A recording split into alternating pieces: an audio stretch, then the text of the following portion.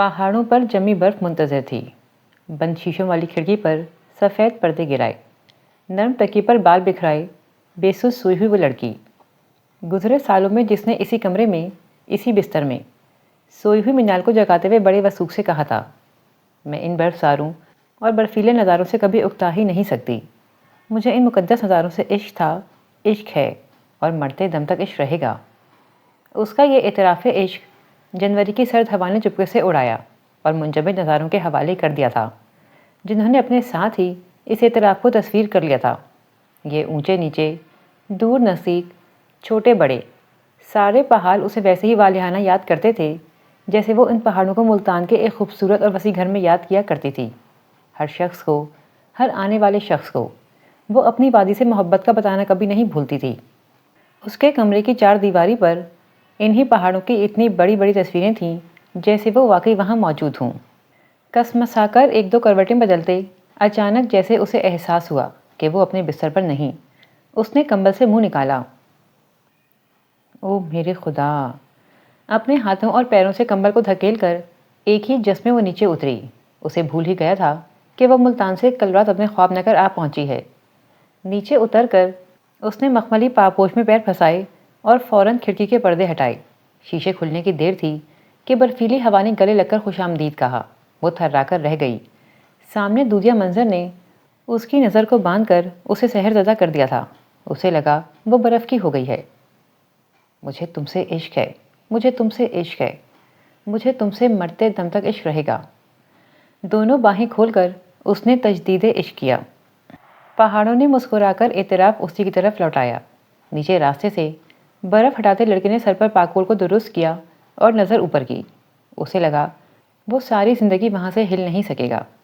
اس نے یہاں بہت خوبصورتی دیکھی تھی، سیاحوں میں بہت دیوانگی دیکھی تھی، لیکن جس شے نے اسے مجسمہ کیا وہ شے وہ لڑکی تھی۔ وہی لڑکی، ہاں وہی لڑکی۔ تر و تازہ ہو کر، خود کو اچھی طرح لپیٹ لپاٹ کر وہ سیڑھیاں اتر کر نیچے آئی تو بڑے ابا کی آواز کے ساتھ ایک ٹی وی کی آواز تھی جو اتنے بڑے گھر میں گونج رہی تھی۔ اس نے کمرے میں قدم رکھا۔ بڑی امی اپنے بیڈ پر تکیوں کے سہارے بیٹھی ہوئی تھیں۔ کمبل ان کی ٹانگوں پر پھیلا ہوا تھا اور ہاتھ میں پکڑے تسبیح کے دانے ہونٹ ہلنے کے ساتھ ساتھ گر رہے تھے۔ بڑے ابا اپنی بیت کی چھڑی کرسی کے ساتھ ٹکائے عین دیوار پر ٹنگی LED کے سامنے بیٹھے تھے۔ کل وقتی ملازمہ ان کے سامنے مجرم بنی کھڑی تھی۔ یقیناً ہانیہ کے آنے سے پہلے اس کی کلاس ہو رہی تھی۔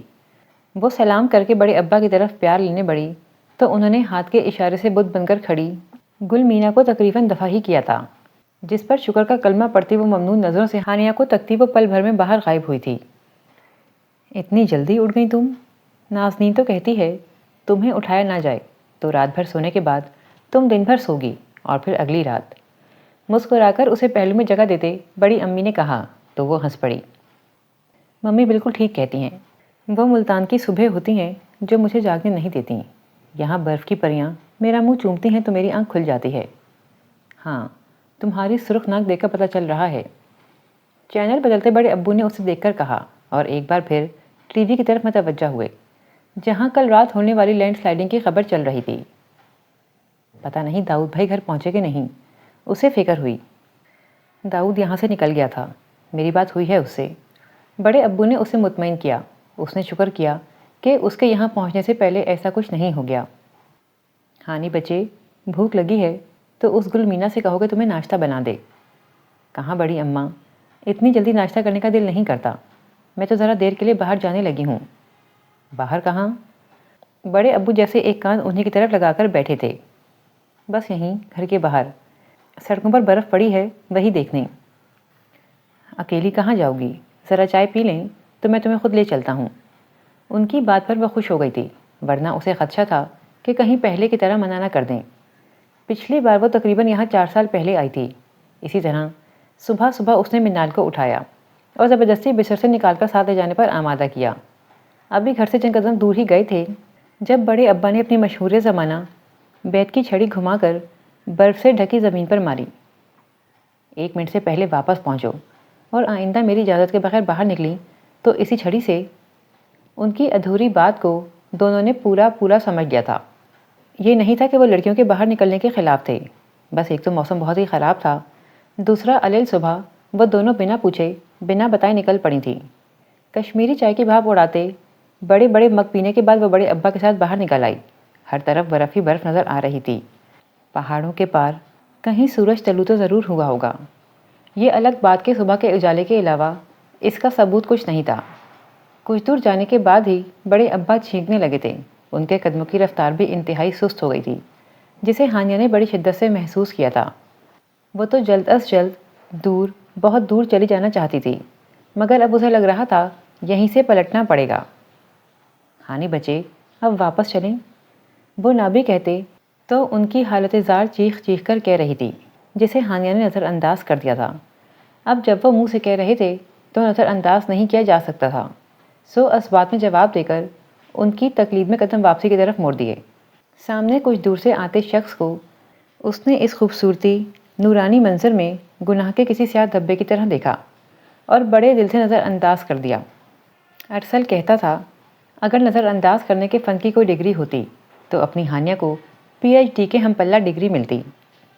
بے وقت یاد پر وہ مدھم سا مسکرائی۔ ٹھنڈی پڑتی ناک کو دستانے پہنے ہاتھوں سے ڈھک کر وہ سستی سے قدم اٹھا رہی تھی۔ سامنے دکھائی دیتا شخص ان کے قریب آ کر رک گیا۔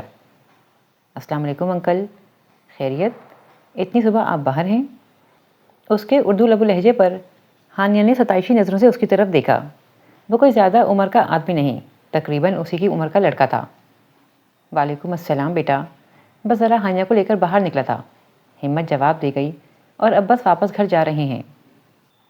آپ جانتے ہیں آپ کی طبیعت اس بات کی اجازت نہیں دیتی، پھر بھی؟ غیر محسوس طریقے سے وہ بڑے ابا کا ہم قدم ہوا تھا اور ہانیہ پیچھے رہ گئی تھی۔ سب سے لڑ کر یہاں یہ سب دیکھنے آئی ہے، اب میں بھی نہ لے کر آتا تو کون لے کر آتا؟ زید سین وغیرہ ہوتے تو؟ نمناک لہجے میں ادھوری بات کے بعد گھر پہنچنے تک خاموشی ان کے ساتھ سفر کرتی رہی۔ اچھا انکل، چلتا ہوں، اپنا خیال رکھیے گا، اگر کسی شے کی ضرورت ہو تو بس ایک فون کر دیجیے گا۔ کہاں چلے؟ اندر آؤ، گل مینا ناشتہ بنا رہی ہے، ساتھ ناشتہ کرتے ہیں۔ اچھا آپ چلیں، میں یہ چیزیں رکھ کر آتا ہوں۔ کسی تکلف میں پڑے بغیر اس نے فوراً حامی بھری اور بیلچہ وغیرہ جو وہ درخت کے تنے کے ساتھ رکھ کر گیا تھا اندر رکھنے کے لیے چلا گیا۔ یہ سلمان ہے، یہیں پاس میں ہی رہتا ہے، جب سے سب گئے ہیں بیچارہ روز آتے جاتے پوچھتا ہے، گھر بھی آ جاتا ہے، باہر کے سارے کام یہی کرتا ہے۔ بڑے ابا کو تعارف اب یاد آیا تھا، وہ ان کے پیچھے ہی اندر آ گیا۔ تھوڑی دیر میں بڑی اماں کی ہدایات کے ساتھ گل مینا نے کھانے کی میز سجا دی۔ اگرچہ کھانے کے دوران بھی سلمان بڑے ابا اور بڑی امی سے باتیں کر رہا تھا، پھر بھی ہانیہ کو سب کچھ بڑا ویران اور سنسان لگ رہا تھا۔ اسے واجد ماموں اور ساجد ماموں کے خاندان کے ساتھ آباد اس گھر کے صبح و شام یاد تھے۔ بڑی بے دلی اور خاموشی سے ناشتہ کیا تھا اس نے۔ اسے بالکل بھی اندازہ نہیں تھا کہ دونوں ماموں کے یکے بعد دیگرے بیرونی ملک خاندان سمیت منتقل ہونے کے بعد بڑے ابا اور بڑی امی کی اس گھر میں زندگی کیسی ہوگی۔ وہ جوان تھی، اس کے پاس ہزار مشغلے تھے، دل میں کئی امنگیں تھیں، اس کے باوجود وہ 2 دن میں اکتا گئی تھی۔ باہر برف پوش مناظر تھے جو نظر کو بھلے لگتے اور دل کو خوشی دیتے تھے، مگر وہ باہر جا نہیں سکتی تھی۔ بڑے ابا نے 2 دنوں میں کئی بار اسے باہر اکیلے نکلنے سے منع کیا تھا۔ تمہیں نہ ڈھنگ سے راستوں کا پتہ ہے، نہ تم برف کے تیور پڑھنا جانتی ہو، خدا نہ خواستہ ایک غلط قدم ساری زندگی کے لیے پچھتاوے دے جائے گا۔ وہ مان لینے کے علاوہ کیا کر سکتی تھی؟ فون کے سگنل کبھی مل جاتے اور کبھی سارا دن غائب رہتے۔ اسے لگنے لگا تھا وہ واقعی اپنی خواہش کے قلعے میں محصور ہو گئی ہے۔ ان برف ساروں نے خوشبو جیسی اڑتی لڑکی کو ایک کمرے میں قید کر چھوڑا تھا۔ ابھی بھی وہ کھڑکی کے سامنے کرسی ڈالے برف کے ننھے ننھے گالے گرتے دیکھ رہی تھی۔ دل چاہ رہا تھا ایک بار تو باہر نکل کر انہیں مٹھیوں میں لے۔ کچھ سوچ کر وہ اٹھی اور باہر جانے کے لیے تیار ہونے لگی۔ دستانے، اونی ٹوپی، گرم شال وغیرہ اوڑھ کر وہ نیچے آئی تو بڑے ابا عصر کی نماز ادا کر رہے تھے۔ بڑی امی غالباً باورچی خانے میں گل مینا سے کچھ پکوا رہی تھیں۔ پہلے اس نے سوچا کہ بنا بتائے نکل جائے، لیکن بڑے ابا نے پچھلے 2 دنوں میں اتنی بار تاکید کی تھی کہ وہ خود دست بذب کا شکار ہو گئی تھی۔ نماز کے بعد دعا کر کے انہوں نے جائے نماز طے کی اور اس پر دعا پھونکی۔ بڑے ابا، میں باہر جاؤں؟ پکا زیادہ دور نہیں جاؤں گی اور تھوڑی سی دیر میں واپس آ جاؤں گی۔ اس نے یقین دہانی کروائی اور بڑی آس سے ان کا چہرہ دیکھنے لگی۔ میں ساتھ چلتا ہوں، اوہ نو بڑے ابا، آپ نہیں، ویسے بھی میں کون سا بہت دور جا رہی ہوں، آپ رہنے دیں پلیز۔ سلمان کو فون کر دیں، اسے ساتھ لے جائے، اور کچھ چیزیں وغیرہ بھی لانی ہیں۔ گل مینا نے تو قسم کھائی ہے ختم ہونے سے پہلے بتانا نہیں، وہ تو شکر ہوا میں نے خود دیکھ لیا۔ بڑی امی نے اندر داخل ہوتے ہوئے کہا تو وہ بڑی شدت سے انکار کرتے کرتے رکی۔ بڑے ابا کے چہرے پر رضامندی دیکھ کر وہ خاموش کھڑی رہی۔ کچھ دیر بعد جیکٹ کی جیب میں سامان کی فہرست اور پیسے لیے وہ سلمان کے ہمراہ گھر سے نکل رہی تھی۔ انہیں زیادہ دور تو نہیں جانا تھا۔ ہانیہ نے سوچ لیا تھا ایک بار وہ گھر سے نکلے تو وہ دور بھی جا سکتی تھی۔ یہ سلمان کون سا بڑے ابا تھا؟ اس کی توقع سے بھی زیادہ برف باری ہو چکی تھی اور ہو رہی تھی۔ اکا دکا لوگ ہی باہر نظر آ رہے تھے جو شاید بہارت مجبوری باہر نکلے تھے۔ شاید ان کے گھروں میں بھی کوئی گلمینا تھی جو سودا سلف مکمل طور پر ختم ہونے سے پہلے نہیں بتاتی تھی۔ اپنی بے تکی سوچ اس نے خود ہی ہنس کر انجوائے کی۔ 2 قدم آگے چلتے سلمان نے مڑ کر ایک نظر اس کی طرف دیکھا اور پھر سمجھ گیا کا تاثر دیتے سر ہلا کر سامنے متوجہ ہو گیا۔ آپ یہ سامان لے لیں، میں ابھی آتی ہوں۔ جیب سے فہرست اور پیسے نکال کر اسے تھماتے ہوئے وہ خاصے مدبرانہ انداز میں گویا ہوئی۔ چلیں، کہاں چلنا ہے؟ اس سے فہرست اور پیسے پکڑ کر اپنی جیب میں ڈالتے ہوئے وہ اس کے برابر میں آ کر کھڑا ہوا تو ہانیہ گڑبڑا گئی۔ نہیں، کہیں بھی نہیں، میں بس یہیں۔ نہیں، کہیں نہیں جا رہی میں، اٹک اٹک کر بولتی۔ اس کی زبان آخر میں خفگی سے رواں ہوئی تھی۔ سلمان نے منہ پھیر کر ہنسی چھپائی۔ انکل نے بالکل درست اندازہ لگایا تھا کہ وہ اسے چھوڑ کر بھاگنے کی کوشش کرے گی۔ اس نے سوچا مگر کہا کچھ نہیں۔ یہ وہ برف باری نہیں جس سے لطف اندوز ہونے سیاح یہاں آتے ہیں، یہ وہ برف باری ہے جو یہاں بسنے والوں کے لیے وبال جان بن جاتی ہے۔ کچھ انتظار کریں، لطف اندوز ہونے کا موسم بھی آئیں گے۔ اس نے جیسے تسلی دی۔ کتنا انتظار؟ 1 ہفتے میں سب ٹھیک ہو جائے گا؟ اس نے بے اختیار پوچھا۔ 1 ہفتے میں تو یہ برف ہی نہیں پگھلے گی، اگر موسم کا یہی حال رہا، جو کہ آثار بتاتے ہیں کہ موسم اس سے زیادہ خراب تو ہو سکتا ہے مگر ٹھیک نہیں، تو ابھی بالکل نہیں۔ مگر میں تو اگلے ہفتے چلی جاؤں گی۔ وہ اس بات کو یکسر فراموش کر گئی تھی کہ جس سے وہ بات کر رہی ہے وہ ایک اجنبی ہے، لیکن اجنبی کچھ زیادہ مناسب نہیں لگتا۔ وہ اس کا ایسا کوئی رشتہ دار نہیں تھا جس سے وہ اپنی باتیں کرتی۔ شاید گزرے 2 دنوں میں اس نے خود کو اتنا اکیلا محسوس کرنا شروع کر دیا تھا کہ اگر وہ نہ ہوتا تو ہانیہ شہزاد دیواروں سے باتیں کرنے لگتی۔ اس کے باوجود میں آپ کو جھوٹا دلاسا بھی نہیں دے سکتا، کہہ کر اس نے قدم آگے بڑھا دیے تو دل ہی دل میں سب سے ناراض ہوتی وہ بھی اس کے پیچھے چل پڑی۔ حالانکہ داؤد بھائی نے کہا بھی تھا کہ ابھی موسم ایسا نہیں، ہو سکتا ہے ہم پہنچ ہی نہ سکیں، مگر اس نے ایک نہیں سنی تھی۔ جتنی اسے وادی سے محبت تھی اتنا ہی اس کے اور وادی کے درمیان مجبوریوں کا جنگل تھا۔ کبھی اس کے پیپرز، کبھی اس کی پڑھائی، کبھی اس کی طبیعت اور کبھی ارسل کی ضد۔ وہ ہر بار آتے آتے رہ جاتی تھی۔ وہ خاموشی اور لا تعلقی سے سلمان کو خریداری کرتے دیکھ رہی تھی۔ واپسی پر اس کے ساتھ ساتھ ہانیہ کے ہاتھوں میں بھی مختلف اشیاء سے بھرے تھیلے تھے۔ اتنا سب کچھ منگوایا ہے بڑی امی نے؟ کوفتہ اور بیزاری سے تھیلے پکڑے وہ بولی۔ نہیں، آنٹی نے تو اتنا سب نہیں منگوایا، میں نے لی ہیں کچھ چیزیں، تو بعد میں آ کر خود لے لیتے، اب مجھے بھی یہ سب اٹھانا پڑ رہا ہے۔ کسی لگی لپٹی کے بغیر اس نے منہ پر بات ماری۔ اصل میں میرا ارادہ ابھی بنا ہے، ورنہ گھر سے سواری لے کر نکلتا، اس نے برا مانے بغیر سہولت سے جواب دیا۔ جو علم قلم ہانیہ کی نظر میں اس نے اٹھا لیا تھا وہ چاہتا بھی تو اپنے دونوں ہاتھوں میں سما نہیں سکتا تھا۔ آتے ہوئے وہ ارسل کا لیپ ٹاپ اٹھا لائی تھی۔ مقصد تو صرف اسے ستانا تھا، مگر اب برفیلے نظاروں کے علاوہ یہی اس کی ایک دلچسپی تھی۔ عجیب مار دھاڑ اور ایکشن سے بھرپور انگلش ہندی فلمیں تھیں جنہیں نہ چاہتے ہوئے بھی وہ دیکھنے پر مجبور تھی۔ گل مینا اسے رات کے کھانے پر بلانے آئی تو لیپ ٹاپ بند کر کے وہ نیچے چلی گئی۔ بڑی امی کے ساتھ باتیں کرتے ہوئے سلمان کھانے کی میز پر برتن لگا رہا تھا۔ غیر محسوس انداز میں ہانیہ نے خود پر نظر ڈالی۔ سارا لباس سلور سدا ہو رہا تھا، جیسے کسی مٹکے سے نکال کر پہنا ہو۔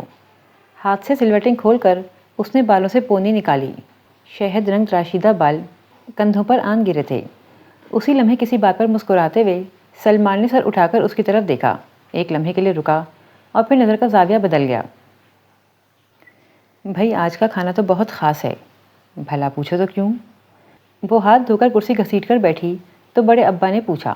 اس نے ابرو اچکا کر کیوں کا اشارہ دیا۔ کیونکہ کہہ کر سلمان نے انہیں متوجہ کیا اور رکابیاں ان کے سن بڑھا دیں، جسے بڑے ابو نے ایک ایک کر کے چاروں کرسیوں کے آگے رکھ دیا۔ ان کی ادھوری بات پوری ہونے کا انتظار کیے بغیر ہانیہ ان کے ساتھ ہی کھانا شروع کر چکی تھی۔ پہاڑی بکرے کی بھنی ہوئی ران، اشتہا انگیز سبزیوں کا سوپ اور گرم گرم چپاتی، خوش ذائقہ کھانے نے ہانیہ کے موڈ پر اچھا اثر ڈالا تھا۔ کھانا ختم ہونے پر گل مینا اور سلمان نے برتن اٹھائے تو وہ بڑے ابا سے موسم پر بات کرنے لگی۔ کھانا پسند آیا؟ بڑے ابا ایسے شوق سے پوچھ رہے تھے جیسے یہ کھانا ان کی عظیم ترین ایجاد، یہ چلو ایجاد نہیں تو دریافت ہو۔ بالکل پسند آیا بڑے ابا، سوپ تو لاجواب ہے، رات کو سونے سے پہلے تو ایک بار پھر پیوں گی۔ آپ کو پتہ ہے ایک بار ارسل دوستوں کے ساتھ کہیں کھانا کھانے گیا ہوا تھا، واپس آیا تو اتنی تعریفیں کہ الامان، ممی کے ساتھ روز بحث کرتا کہ ہمارے باورچی حسین کو کچھ بنانا نہیں آتا، اسے فارغ کریں۔ ایک دن تنگ آ کر ممی نے کہا کہ ہمیں بھی لا کر وہ کھانا کھلائے۔ وہ سوپ لے کر آیا۔ یقین کریں بڑے ابا، باقیوں کا مجھے پتہ نہیں، مجھے تو بس الٹیاں ہی آنے لگی تھیں۔ اس کے بعد سوپ پینے سے ہی توبہ ہو گئی تھی، جو آج ٹوٹ گئی۔ وہ جانے کس ترنگ میں مسکراتے ہوئے پرجوش طریقے سے واقعہ سنانے بیٹھ گئی۔ یہ سوپ سلمان نے بنایا ہے، اور یہ بھی۔ ان کا اشارہ بچی ہوئی بھنی مرغی کی ران کی طرف تھا۔ ان کی آنکھوں میں ستارے چمک رہے تھے۔ ہانیہ ایک لمحے کے لیے حیران ہوئی، ایک لمحے کے لیے جھینپی اور پھر مسکرانے لگی۔ سلمان نے آتے جاتے رنگ بڑی دلچسپی سے دیکھے تھے۔ ارے واہ، آپ تو بڑے چھپے رستم نکلے۔ یہ سب میں نے نہیں کیا، انکل، آنٹی اور پھر گل مینا نے میری بہت مدد کی ہے، ورنہ میں اکیلا کیا کیا کر سکتا تھا۔ گل مینا نے شکر ادا کیا کہ کسی کو تو اس کی قدر ہے، ورنہ چاہے گھر میں 3 ہی بندے تھے اس کے علاوہ، کام تو پھر بھی وہ سارا دن ہی کرتی تھی، جبکہ بدلے میں بے وجہ ڈانٹ ڈپٹ اور پھٹکار ملتی۔ اوہ یار، سبزیاں کاٹنا دھونا وغیرہ یہ کام تو اور طرح کے ہیں، پکایا تو تم نے ہی ہے نا۔ اب کی بار بڑے ابا کی بات پر وہ مسکرا کر رہ گیا۔ برتن اٹھائے جا چکے تھے تو گل مینا چائے بنانے چلی گئی۔ وہ چاروں وہیں بیٹھے باتیں کرنے لگے۔ تو آپ باورچی ہیں یا شوقیہ کھانا بناتے ہیں؟ ہانیہ کے سوال پر اس کے لبوں پر سادہ سی مسکراہٹ ابھری۔ دونوں۔ ہانیہ نے اسبات میں سر ہلایا اور گل مینا کی لائی چائے اپنے آگے سرکا لی۔ اور آپ کیا کرتی ہیں؟ اگلا سوال سلمان کی طرف سے تھا۔ میں نے BA کیا ہے اور اب بس موج مستی کرتی ہوں۔ یعنی آپ کچھ نہیں کرتی؟ ہانیہ کی طرح اسبات میں سر ہلا کر اس نے گرم چائے کا کپ لبوں سے لگا لیا۔ مجھے کچھ کرنے کی ضرورت ہی نہیں۔ وہ برا مان گئی تھی۔ بات ضرورت کی نہیں، خواہش کی ہوتی ہے۔ میں اپنی بات کروں تو مجھے اچھے کھانوں کا نہ صرف شوق ہے بلکہ جنون ہے، کھانے کا بھی اور پکانے کا بھی۔ بس اسی لیے سوچا ہر انسان کی کوئی نہ کوئی خواہش، جنون یا شوق ہوتا ہوگا۔ ہانیہ نے کوئی جواب نہیں دیا اور وہ بڑے ابا کی کسی بات کا جواب دینے لگا۔ چائے پیتے ہوئے ہانیہ سوچ رہی تھی کہ وہ اس بندے کو اپنے کیا شوق بتائے۔ اچھے سے اچھا لباس اس کے کمرے کی الماری میں بنا کہے آ جاتا تھا، موویز وغیرہ اکثر موڈ بننے پر وہ سینما تک دوستوں کے ساتھ دیکھنے چلی جاتی تھی۔ ایک سے ایک بڑھ کر کھانا، تینوں وقت کے علاوہ بھی جب دل کرتا حسین کو کہہ کر پکوا لیا جاتا تھا یا آرڈر کر کے باہر سے منگوا لیا جاتا۔ خوبصورت رہنے کے لیے ہر ماہ 1-2 فیشل، اسکن پالش کے لیے ممی پارلر میں اس کے لیے وقت لے لیتی تھیں، مہنگی سے مہنگی برانڈ کی چیزیں ایک فون کال کی دوری پر مل جاتی تھیں۔ ایسے میں وہ کون سی خواہش اور کون سا شوق پال سکتی تھی؟ ایک وادی تھی جو اسے تڑپاتی تھی۔ گرمیوں میں سب وادی آتے تھے مگر وہ ہر بار اسی ضد میں رک جاتی تھی کہ مجھے تو سرما میں برف باری دیکھنے جانا ہے۔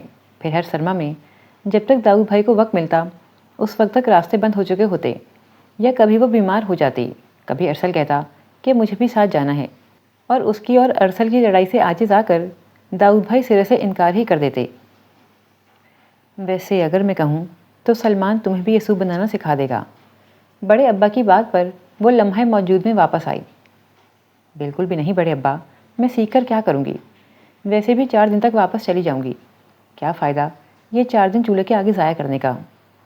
چائے کا خالی کپ میز پر رکھ کر کرسی دھکیل کر کہتی وہ ان تینوں کے چہرے دھواں دھواں کر گئی تھی۔ ایک بار پھر تنہائی کی سزا ملنے والی تھی۔ وہ دونوں ہانیہ کو دیکھ کر اتنے خوش تھے کہ اس گھر کی ویرانی میں کسی کے ہونے کا احساس بولے گا، وہی اب جانے کی بات کر رہی تھی۔ اور سلمان، وہ تو اس چہرے کو، اس آواز کو، اس لڑکی کو 4 سالوں سے دل میں بسائے بیٹھا تھا۔ اتنے طویل انتظار کے بعد وہ آئی تھی، تو ایسے کہ وہ اس کی موجودگی ٹھیک سے محسوس بھی نہیں کر پایا تھا، اور وہ جانے کی بات کر رہی تھی۔ اپنی چائے ختم کر کے وہ خاموشی سے اٹھ گئے تھے۔ رات کے تقریباً 8-9 بجے کا وقت تھا۔ ارسل کے لیپ ٹاپ پر انتہائی فضول فلم دیکھتے ہوئے اسے انتہائی بوریت کا احساس ہوا۔ اس نے اٹھ کر کھڑکی سے باہر جھانکا۔ موسم انتہائی خوبصورت ہو رہا تھا۔ کچھ سوچ کر اس نے جلدی جلدی موٹا اپر پہنا، دستانے چڑھائے، مفلر لپیٹ کر اپنی اونی ٹوپی پہنی، اور ٹارچ ہاتھ میں لے کر وہ بڑے ابا اور بڑی امی کے سونے کا یقین کر کے باہر نکل آئی۔ اس کا ارادہ ذرا سا پھر کر واپس آنے کا تھا۔ اپنی چھت پر کھڑے سلمان نے حیرت سے اسے باہر جاتے دیکھا تو جلدی سے اپنا بیگ کندھے پر ڈال کر مفلر لپیٹتا اس کے پیچھے لپکا۔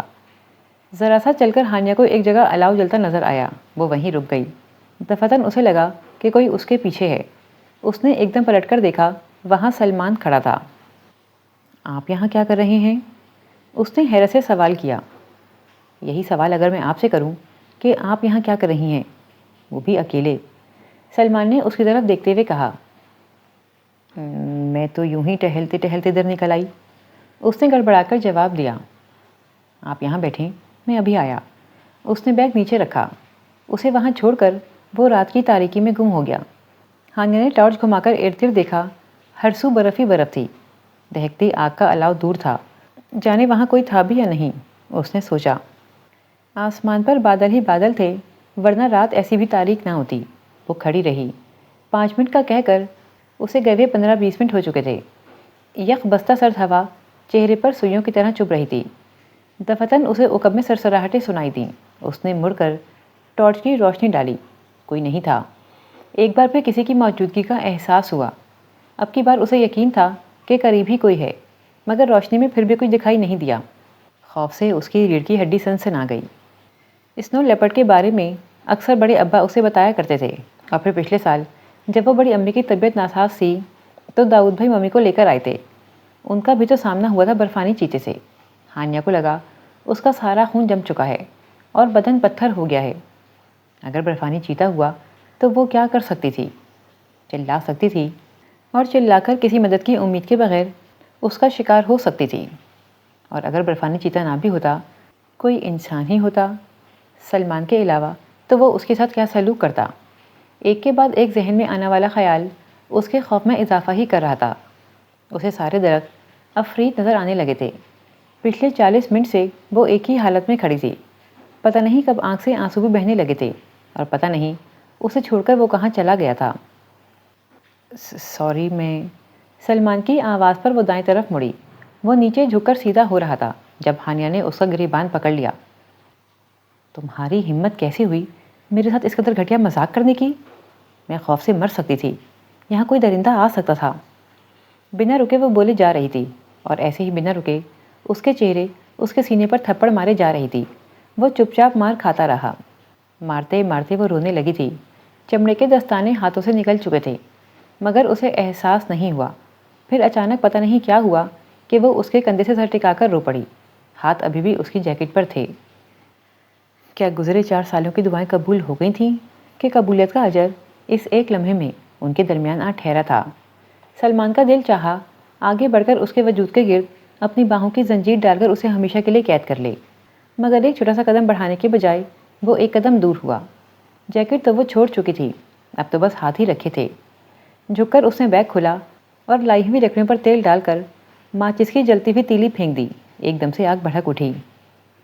غصہ اتر گیا، اس نے نارمل لہجے میں کہتے ہوئے بیگ سے ایک ایک کر کے چیزیں نکالنی شروع کیں۔ دستانے پہنتی ہانیہ خاموش رہی۔ میں جلانے کے لیے لکڑی لینے گیا تھا، اور لکڑیاں لاتے ہوئے ایک جگہ غلط قدم رکھ بیٹھا۔ بے توازن ہو کر گرا تو سر ایک پتھر سے ٹکرا گیا، اور میں غالباً بے ہوش ہو گیا تھا۔ شکر خدا کا خود ہی ہوش آ گیا تو فوراً دوڑ لگائی۔ بخدا جان بوجھ کر دیر نہیں کی، نہ ہی آپ سے کوئی مذاق کیا ہے۔ بتاتے بتاتے وہ اپنا بڑا سا بیگ آدھا خالی کر چکا تھا۔ ہانیہ کو ندامت نے آ گھیرا۔ اسے کوئی حادثہ پیش آ سکتا تھا، ایسا تو اس کے وہم و گمان میں بھی نہیں تھا۔ وہ شاید اس کی شرمندگی بھانپ گیا تھا، اسی لیے اگلی بات شروع کی۔ آپ یہاں آ کر بیٹھیں، سردی کا احساس کم ہوگا۔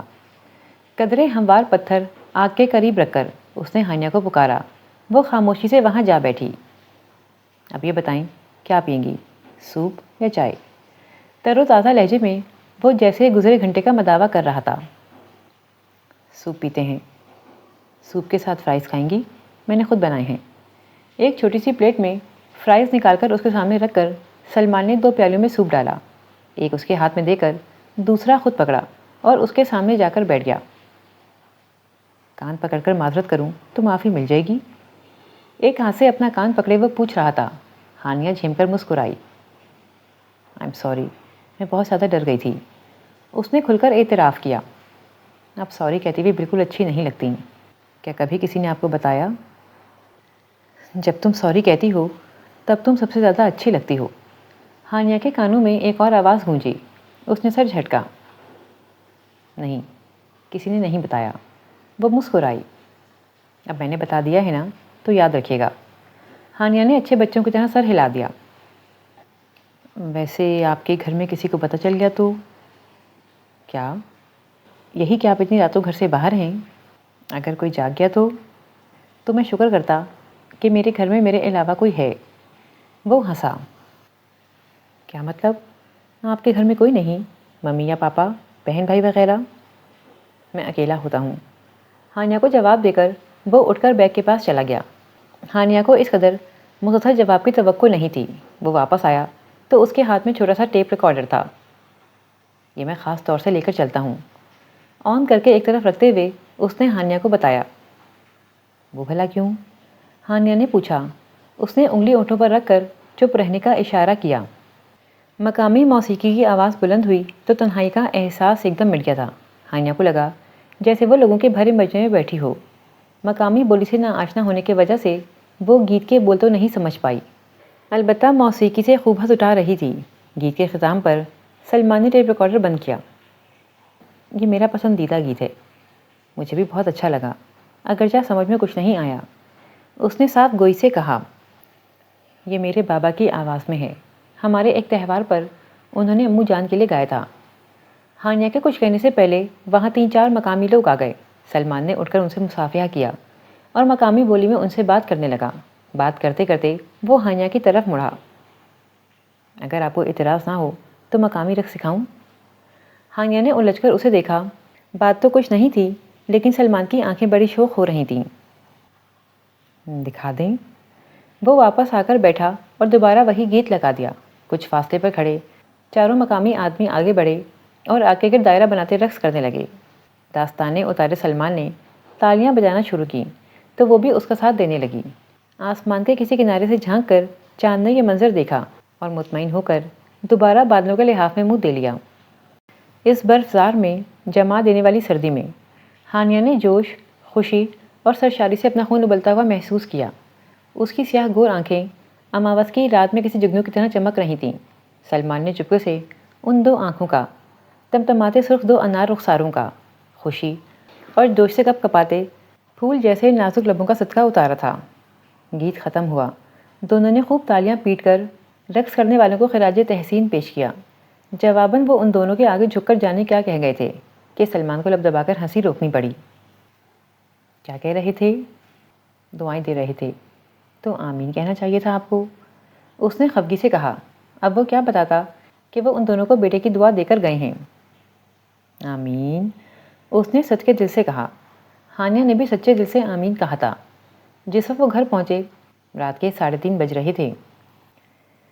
اس خوبصورت رات کے لیے بہت بہت شکریہ، گیٹ پر پہنچ کر اس نے کہا۔ شکریہ میں نہیں لیتا، کوئی دعا دیجیے۔ وہ شوق ہوا۔ اللہ پاک تمہاری ساری دلی خواہشیں پوری کرے۔ ایک بار پھر وہ اسے تم کہہ چکی تھی۔ آمین۔ اب نہ بھی ہو قبول تو ایک الگ بات ہے، آمین کہہ رہے ہیں وہ میری دعا کے ساتھ۔ اس نے شعر گنگنایا۔ تھک گئی ہوں، بہت نیند آ رہی ہے۔ شعر کے مطلب میں الجھے بغیر وہ گیٹ سے اندر داخل ہو گئی تھی۔ مندی مندی آنکھوں سے اس نے گھڑی کی طرف دیکھا۔ 11:30 بج رہے تھے۔ وہ کافی دیر سو چکی تھی۔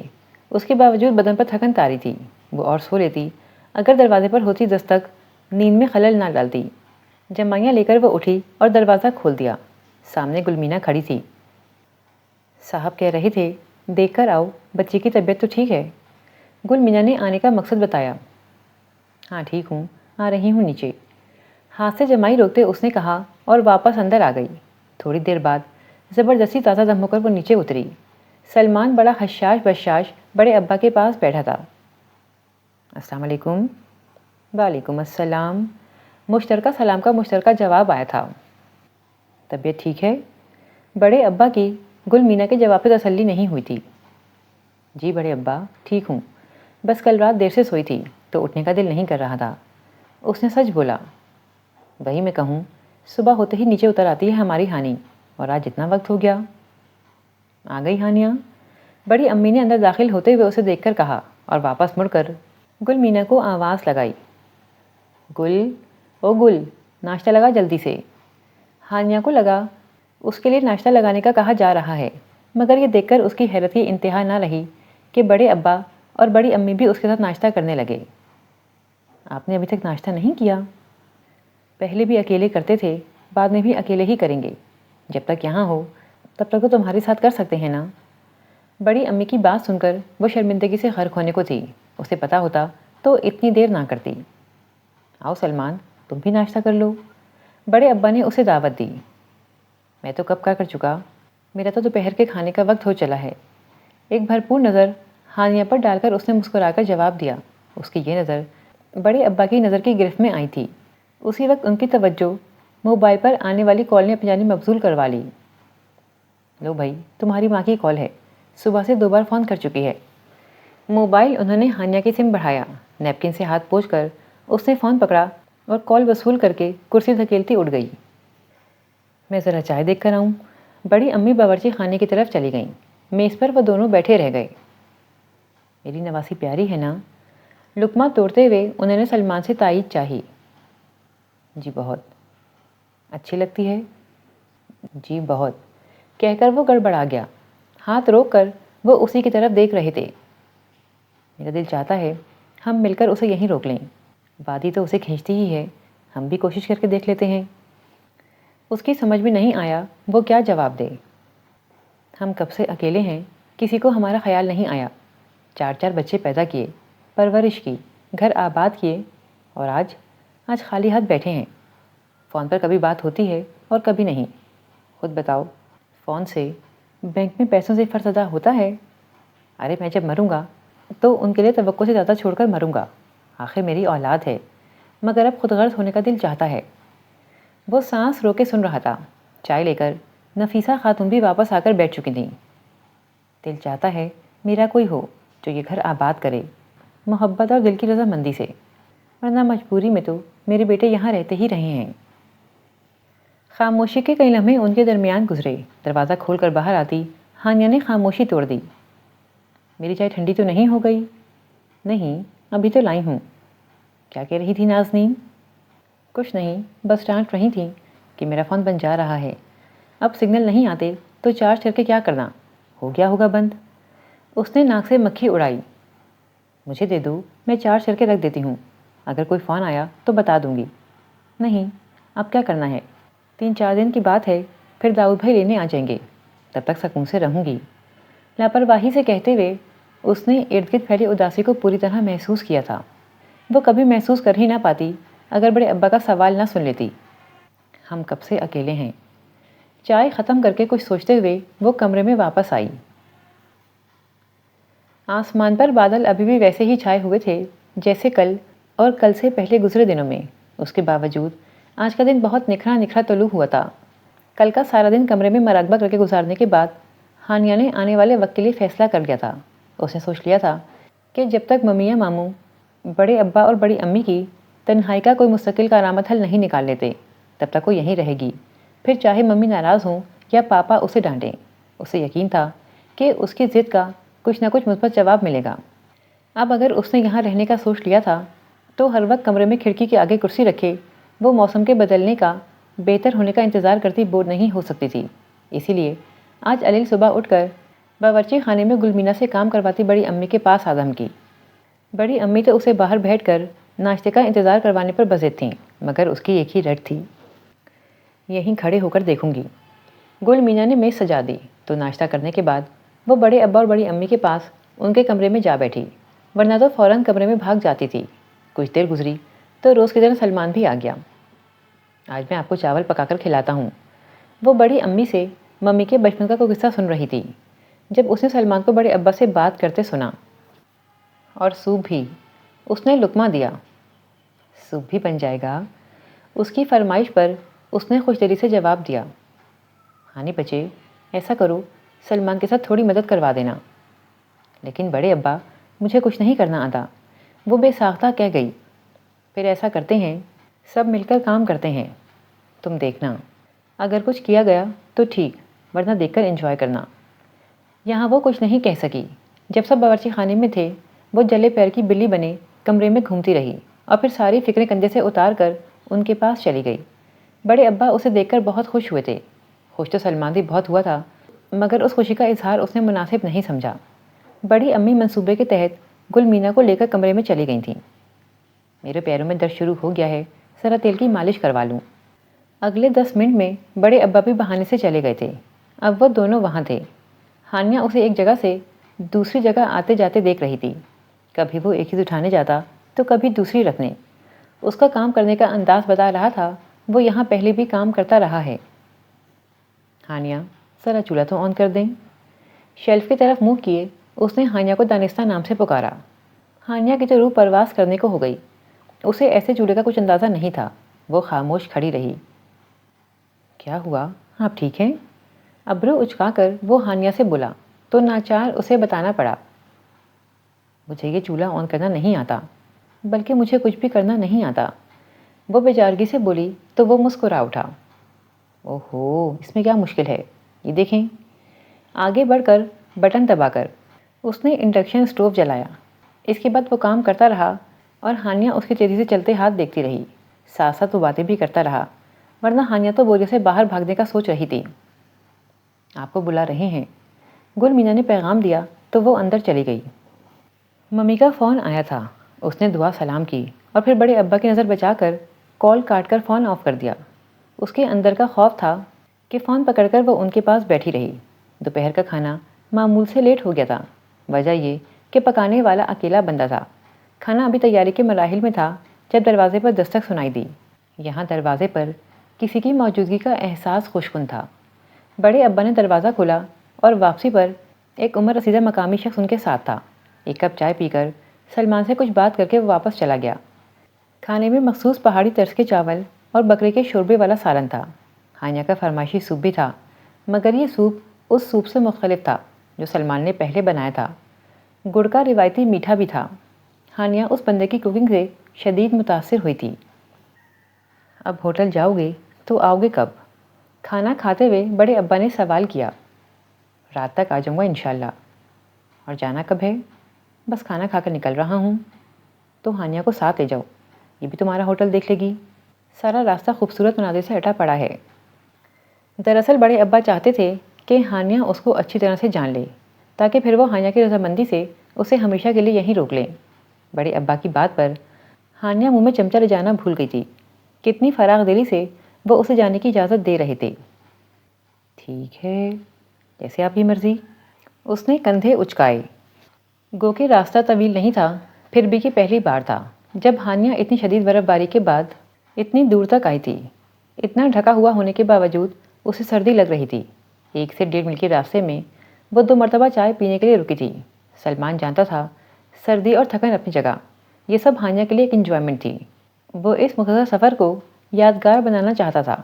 उसके लिए उसने कुछ सोचा हुआ था, ये जाने बगैर कि ऊपर वाले ने कुछ और तय कर रखा था। धीमी रफ्तार में चलते रुकते वो होटल की तरफ बढ़ रहे थे। एक तो बर्फ़ पड़ना शुरू हो गई थी, दूसरा हानिया के अपने ही शौक़ थे।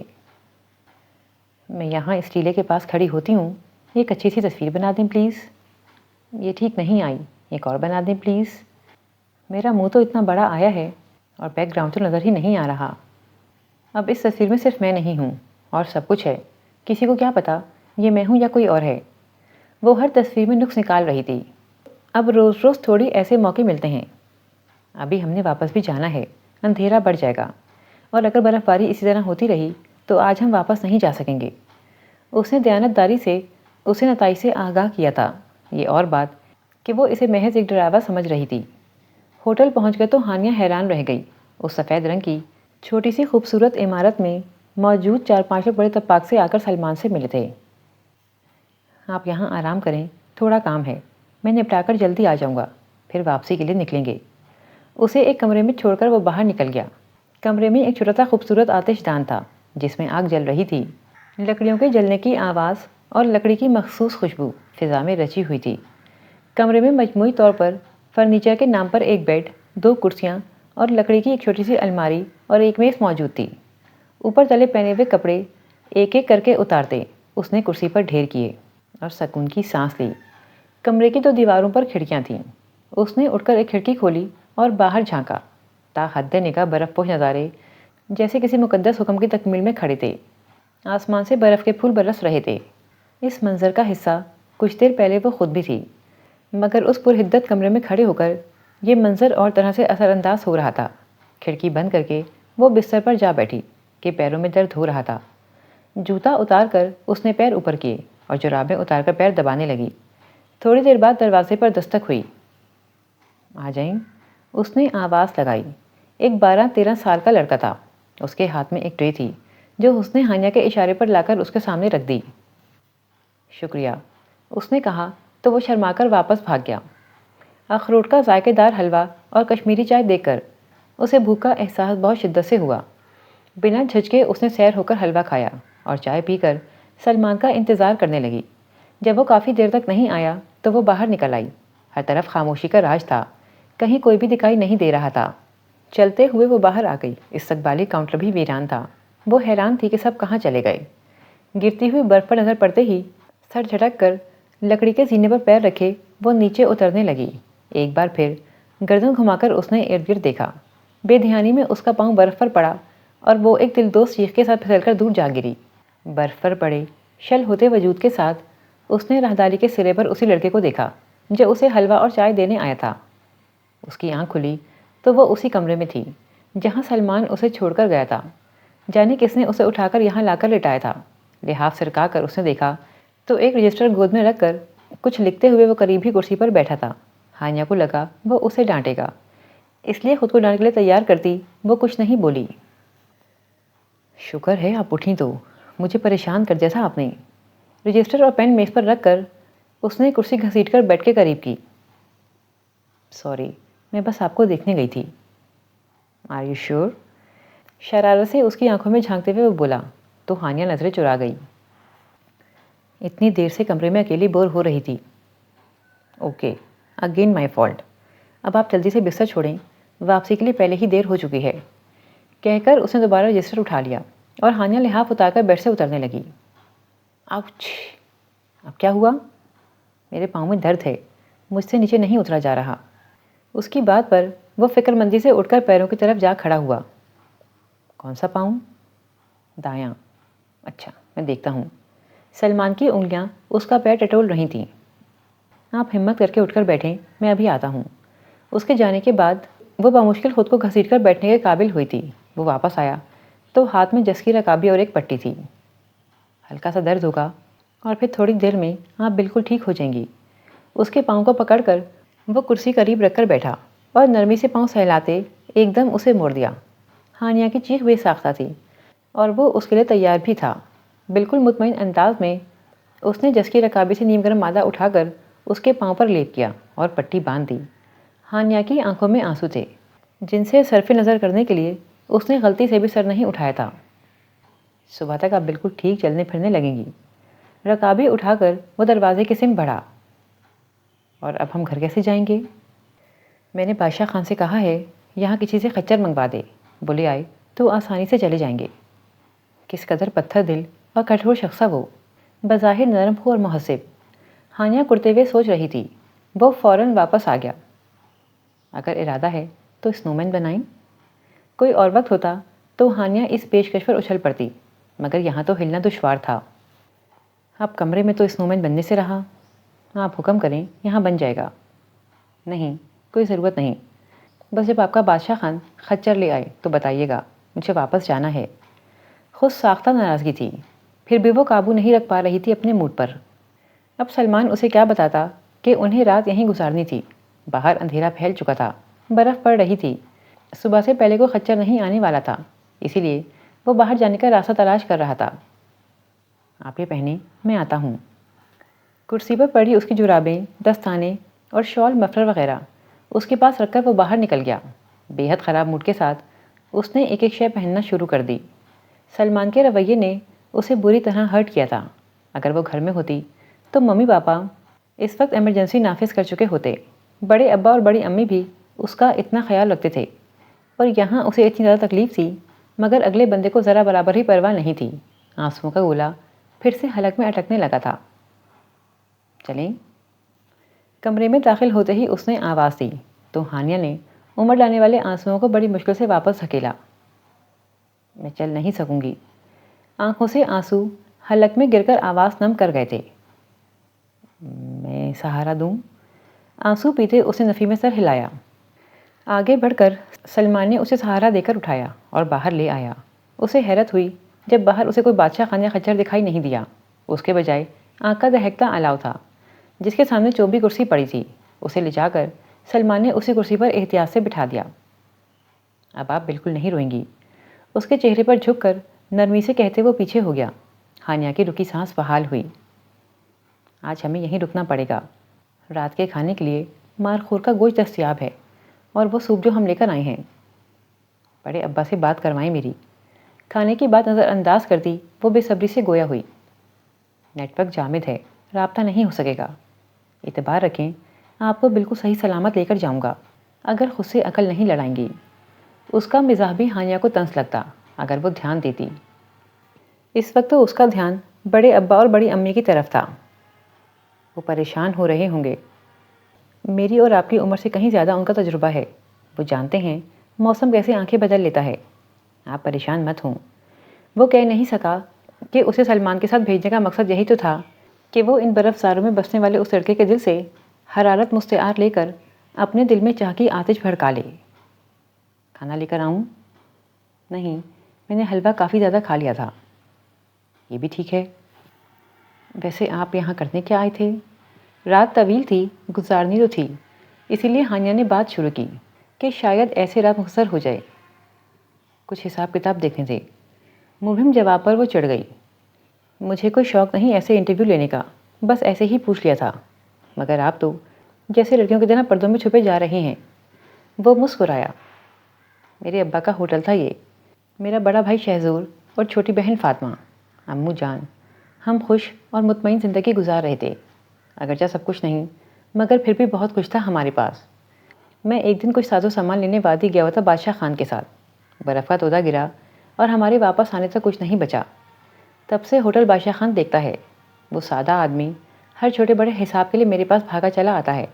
میں بھی اسی تسلی کے لیے سرسری نظر مار لیتا ہوں۔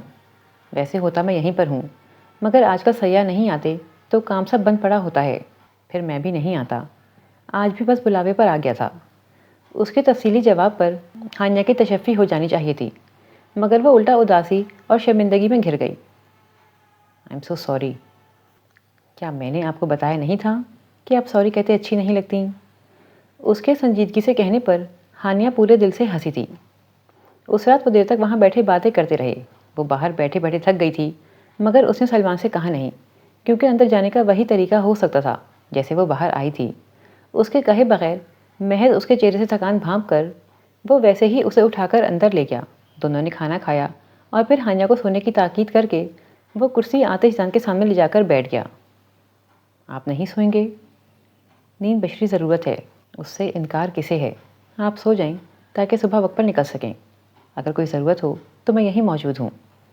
بھاری ہوتے پپوٹوں نے سارے منظر تاریک کر دیے اور وہ نیند کی پرسکون آغوش سے لپٹ گئی۔ صبح جب ہانیہ نے پٹی اتروائی تو درد جیسے غائب ہو چکا تھا۔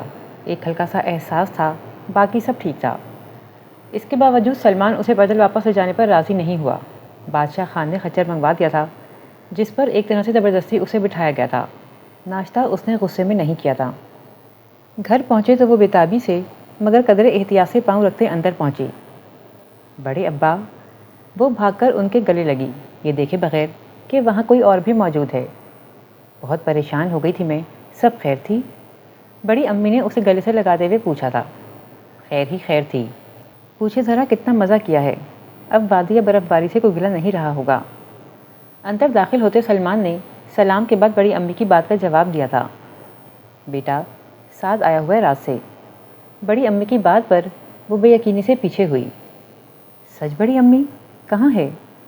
اس کے استفسار پر انہوں نے سعد کی طرف اشارہ کیا۔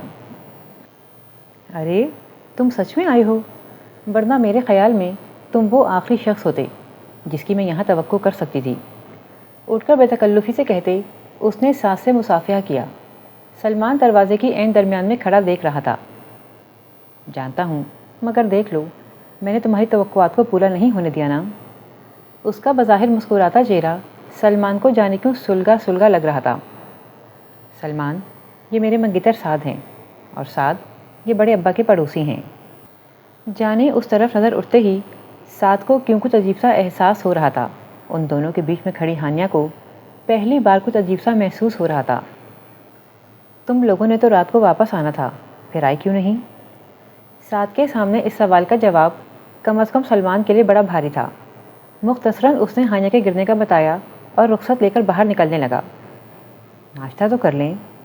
ہانیہ جانتی تھی ناشتہ اس نے بھی نہیں کیا، جبکہ سعد کو ہانیہ کا سلمان کے لیے ایسے فکر مند ہونا ایک انگ نہیں بھایا۔ مجھے کچھ کام ہے، انشاءاللہ پھر صحیح۔ میں ناشتے کو دیکھوں، ورنہ گلمینہ دوپہر کو ہی ناشتہ سجائے گی۔ بڑی امی اٹھ کر باہر چلی گئیں۔ وہ چلا گیا تو ہانیہ بڑی امی کے پاس بیڈ پر بیٹھ گئی۔ میں ذرا باہر سے برف ہٹا لوں۔ بڑے ابا بھی پیچھے نکل گئے۔ اور تم اتنی اچانک، بنا بتائے؟ ماما رمشا کی منگنی کرنے والی ہیں اس جمعے کو، وہ چاہ رہی تھیں ان کی ہونے والی بہو بھی شرکت کرے، تو میں نے سوچا میں تمہیں لینے آ کر سرپرائز کر دیتا ہوں، مگر تم نے مجھے ہی سرپرائز کر دیا۔ اس کی منگیتر کسی اور شخص کے ساتھ ایک رات باہر رہی تھی، نہ چاہتے ہوئے بھی وہ جتا گیا۔ ہانیہ نے اس کا جتانا محسوس ہی نہیں کیا، الٹا وہ تو یہ سوچ کر پریشان ہو گئی تھی کہ سعد اسے واپس لینے آیا ہے۔ گو کہ اسے یقین تھا کہ سعد بڑے ابا اور بڑی امی کو آنے کی وجہ بتا چکا ہوگا، پھر بھی اس نے ان کے سامنے سعد سے اس موضوع پر کوئی بات ہی نہیں کی تھی۔ ناشتے کے بعد وہ اسے اوپر کمرہ دکھانے کے بہانے لے گئی۔ سعد، میں ابھی واپس جانا نہیں چاہتی، تم اندازہ نہیں کر سکتے بڑے ابا اور بڑی امی یہاں کتنے اکیلے ہیں۔ میں یہاں رکوں گی تو ممی ماموں پر دباؤ ڈالیں گی، کوئی نہ کوئی تو ان کے پاس آ ہی جائے گا۔ اس کے برابر بیٹھی وہ اسے سمجھانے کی کوشش کر رہی تھی، اور وہ سمجھ بھی رہا تھا، مگر وہ جو سمجھ رہا تھا ہانیہ کی سمجھ میں نہیں آ رہا تھا۔ وہ اسے لیے بغیر ہی واپس چلا گیا تو بڑے ابا پھول کی طرح کھل گئے، جبکہ سلمان ان سے اس بات پر ناراض تھا کہ انہوں نے سلمان سے ہانیہ کی منگنی کا چھپایا تھا۔ ایسا ہو ہی نہیں سکتا تھا کہ وہ اس منگنی کے بارے میں نہ جانتے ہوں۔ اس کے باوجود انہوں نے ہانیہ کے ساتھ کا خواب دکھایا تھا۔ اسی ناراضگی میں وہ دن بھر ان کی طرف نہیں آیا۔ اگلے دن بھی وہ بنا ملے ہوٹل چلا گیا۔ شام کو بڑے ابا نے ہانیہ کو اسے بلانے بھیجا۔ آج موسم بڑا خوشگوار تھا، بادل چھٹ چکے تھے اور سورج 14ویں کے چاند کی طرح ٹھنڈی دھوپ پھیلا رہا تھا۔ ہانیہ نے دروازے پر دستک دی۔ کچھ دیر بعد دروازہ کھلا۔ سلمان اسے دیکھ کر ہٹک کر رکا اور پھر فوراً اندر مڑ گیا۔ ہانیہ اس کے پیچھے اندر آ گئی۔ بڑے ابا بلا رہے ہیں آپ کو۔ میں مصروف ہوں، جلد لگاؤں گا چکر۔ گو کہ اسے یہ دیکھ کر خوشی ہوئی تھی کہ ہانیہ آئی ہے، پھر بھی اسے غصہ تھا، اور یہی غصہ اس کا لہجہ روکھا کر گیا جسے ہانیہ نے بہت محسوس کیا۔ آپ ناراض کس بات پر ہیں؟ سینے پر بازو لپیٹے وہ اس کے سامنے جا کر کھڑی ہو گئی۔ آپ سے نہیں، آپ کے بڑے ابا سے ناراض ہوں، اور وجہ وہ جانتے ہیں۔ بلا تردد وہ مان گیا تھا کہ وہ ناراض ہے۔ تو پھر غصہ انہیں دکھائیے گا۔ ویسے آپ کے یہاں رواج نہیں گھر آئی کسی لڑکی کو بٹھانے کا۔ اس کے لطیف طنز پر وہ مسکرایا۔ سوری، بیٹھیں آپ ہنستے ہوئے بہت کیوٹ لگتے ہیں۔ کیا کبھی کسی نے آپ کو بتایا؟ صوفے پر بیٹھنے سے قبل وہ اس کی طرف مڑی اور ذرا سے رد و بدل کے ساتھ اس کے الفاظ لوٹائے تو وہ بے ساختہ کہا لگا بیٹھا۔ اپنے منگیتر کو بھی لے آتی؟ کسی خیال کے تحت اس نے کہا۔ ضرور لے کر آتی اگر وہ یہاں ہوتا، وہ کل ہی واپس چلا گیا تھا۔ آپ سے ملنے آیا ہوگا۔ نہیں، وہ مجھے لینے آیا تھا، مگر میں ابھی یہاں رکنا چاہتی ہوں۔ سلمان کی سمجھ میں نہیں آ رہا تھا کہ اس چھوٹی سی مدت کی قربت کے لیے خوش ہو یا افسردہ؟ آ جائیں پھر، میں چلوں؟ ایک کپ چائے پی لیں، ورنہ میں کیسے یقین دلاؤں گا کہ ہم بہت مہمان نواز ہیں۔ جتنی جان فشانی سے آپ کھانا بناتے ہیں مجھے دل و جان سے یقین ہے۔ چلیں ادھر چل کر پیتے ہیں چائے۔ اس نے باہر کا رخ کیا تو سلمان اس کے پیچھے آئے بنا نہیں رہ سکا۔ باہر کھڑی گاڑی دیکھ کر ہانیہ کا خون خشک ہو گیا۔ داؤد بھائی یقیناً اسے لینے ہی آئے تھے۔ مرے مرے قدموں سے چلتی وہ اندر گئی۔ چلو ہانی، بیگ پکڑو، نکلنے کی کرو بس۔ اس کے سلام کا جواب دینے کے بعد داؤد بھائی نے پہلی بات ہی یہی کی تھی۔ مگر بھائی، اگر مگر کچھ نہیں، گھڑی دیکھو، 15 منٹ ہیں تمہارے پاس۔ 15 منٹ میں کیا ہو سکتا تھا؟ بے دلی سے 2-4 چیزیں بیگ میں ٹھونس کر منہ پھلائے وہ ان کے ساتھ واپسی کے لیے چل دی۔ بڑے ابا، بڑی امی اور سلمان چپ چاپ اسے جاتے ہوئے دیکھنے کے علاوہ کیا کر سکتے تھے؟ یہ کیا بچپنا ہے ہانیہ؟ سعد اتنے دل سے تمہیں لینے گیا تھا اور تم نے اس کے ساتھ آنا گوارا نہیں کیا۔ پتہ ہے واپسی پر وہ کتنا بجھا ہوا تھا؟ توقع کے عین مطابق ممی ان کے انتظار میں جاگ رہی تھیں۔ داؤد بھائی نے کھانا بھی نہیں کھانے دیا، مجھے بھوک لگی ہے۔ میں نے کہا تھا راستے میں کھانے کا، انکار تم نے خود ہی کیا تھا۔ باہر سے آتے داؤد نے اپنی پوزیشن کلیئر کی۔ اچھا میں دیکھتی ہوں کچن میں، اب اس وقت کیا منگوا کر دوں؟ ممی کے جانے کے بعد وہ تھکنا بیزاری سے اپنے کمرے میں چلی گئی۔ فی الحال تو ممی کی کلاس سے بچ گئی تھی۔ وہ جانتی تھی ممی بھولیں گی نہیں، اور پھر کسی بھی وقت یہ پروگرام یہیں سے شروع ہوگا۔ اسے سعد پر بھی غصہ تھا جو اس کی اتنی سی بات نہیں مان سکا تھا، اور فوراً ممی کو شکایت لگا دی تھی۔ موڈ خراب ہونے کے باوجود بھوک بہت شدید لگی تھی، سو اس نے ڈٹ کر کھانا کھایا اور سونے کے لیے لیٹ گئی۔ بار بار نظروں کے سامنے بڑے اماں اور بڑی امی کی التجا کرتی آنکھیں آ رہی تھیں۔ میں پوری کوشش کروں گی آپ کے گھر کی رونقیں لوٹا سکوں۔ دل ہی دل میں ان سے عہد کرتی وہ سونے کی کوشش کرنے لگی۔ ابھی آنکھ لگی ہی تھی کہ فون بج اٹھا۔ ساتھ کالنگ دیکھ کر اس نے فون سائلنٹ پہ کر کے رکھا اور آرام سے سو گئی۔ ہاں بھائی، پھر خوب مزے کی وادی میں؟ وہ دیر سے سو کر اٹھی تھی اور اب ناشتے کے لیے آئی تھی کہ ارسل آ گیا۔ ہاں تو اور کیا، بہت مزہ آیا مجھے۔ بس کرو، جھوٹ بس کرو، جیسے میں تو بڑے ابا کو جانتا نہیں، گھر سے نکلنے بھی نہیں دیا ہوگا۔ تو کس نے کہا گھر میں مزے نہیں ہو سکتے؟ ویسے تمہاری اطلاع کے لیے بتاتی چلوں، میں گھر سے باہر بھی گئی تھی اور دور تک بھی گئی تھی، وہ بھی بڑے ابا کے بغیر۔ اس کی نہایت سکون سے دی گئی اطلاع سعد نے لفظ بلفظ سنی تھی۔ اس بات کا گواہ تو میں بھی ہوں۔ سعد کی طنزیہ آواز پر اس نے چونک کر اس کا چہرہ دیکھا۔ بڑے ناقابل فہم قسم کے تاثرات تھے۔ ہانیہ کے ابرو تن گئے۔ ارسل چپ چاپ منظر سے ہٹ گیا۔ تم رات فون نہیں اٹھا رہی تھیں، جبکہ انٹی کہہ رہی تھی کہ تم جاگ رہی ہو۔ کرسی سنبھال کر وہ عین اس کے سامنے آ بیٹھا۔ انداز کسی تفتیشی افسر کا تھا۔ ہانیہ اس سے ویسے ہی ناراض تھی، اس لیے کوئی جواب نہیں دیا۔ ویسے اگر تمہیں بات کرتا سن لیتا تو یہی سمجھتا کہ اپنی زبان تم وہی چھوڑ آئی ہو۔ میں اپنی زبان چھوڑ کر آؤں یا کچھ اور، تمہیں اس سے کیا؟ مجھے ہی تو اس سے ہے اور سب کچھ ہے۔ آفٹر آل میری ہونے والی مسز ہو۔ ہونے والی ہوں، ہوئی تو نہیں ہونا؟ اسے نظر انداز کرتے، پیر جھلاتے وہ پہلی بار ایٹیٹیوڈ دکھا رہی تھی۔ اسے بہت غصہ تھا۔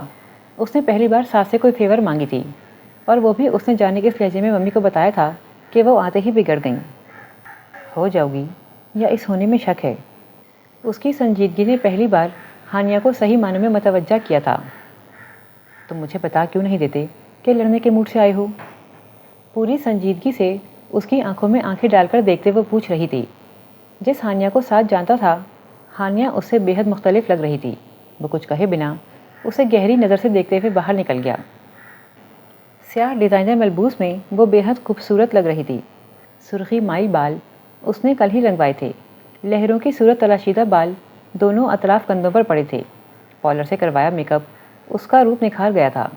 وہ آج آنا نہیں چاہتی تھی، لیکن ممی کو ناراض بھی نہیں کر سکتی تھی۔ آج وہ ممی کی مانتی تو کل اپنی منوا سکتی تھی۔ یہی سوچ کر وہ مکمل تیاری سے اس تقریب میں شریک ہوئی تھی۔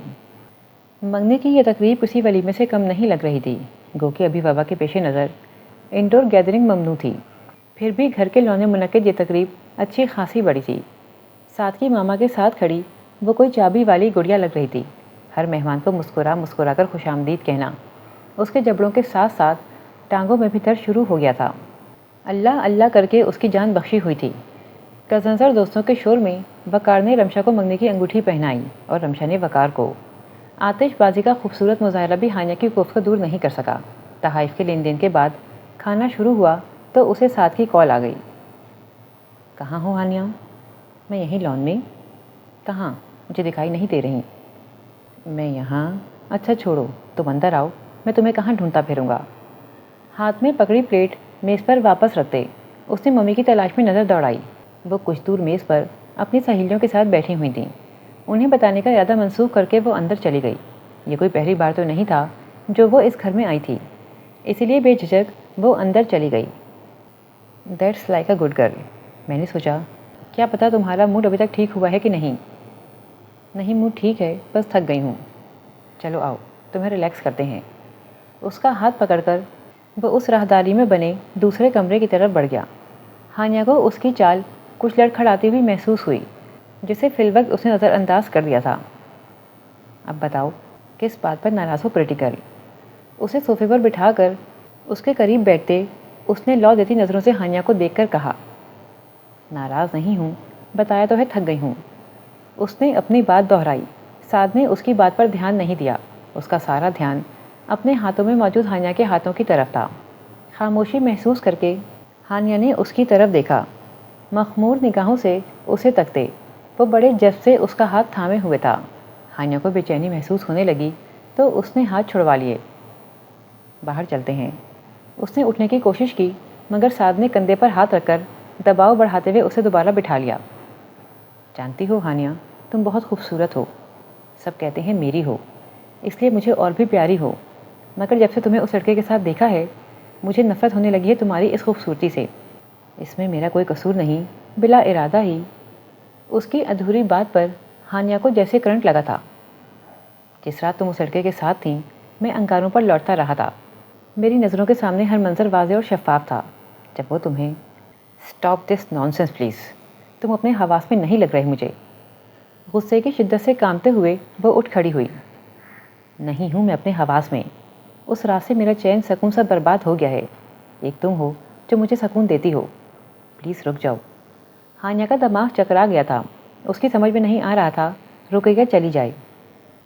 مجھے خود پر اختیار دو ہانیہ، مجھے اجازت دو تمہیں چاہنے کی، میں تمہیں سب کچھ بھلا دوں گا۔ ہانیہ کے دماغ نے الارم بجانا شروع کر دیا تھا۔ وہ پہلے اس کے کمرے میں آتی تھی تو ساتھ ہاتھ پکڑ لیتا تھا، مگر ایسے بے اختیار کبھی نہیں ہوا تھا۔ ممی پریشان ہو رہی ہوں گی، بعد میں بات کرتے ہیں اس بارے میں۔ جتنی تیزی سے وہ باہر کی طرف لپکی اس سے دوہری رفتار سے وہ اس کے سامنے آ کھڑا ہوا تھا۔ نہیں ہانیہ، آج نہیں۔ میری محبت میں کوئی دوسرا حقدار بن کر آ جائے میں یہ برداشت نہیں کر سکتا۔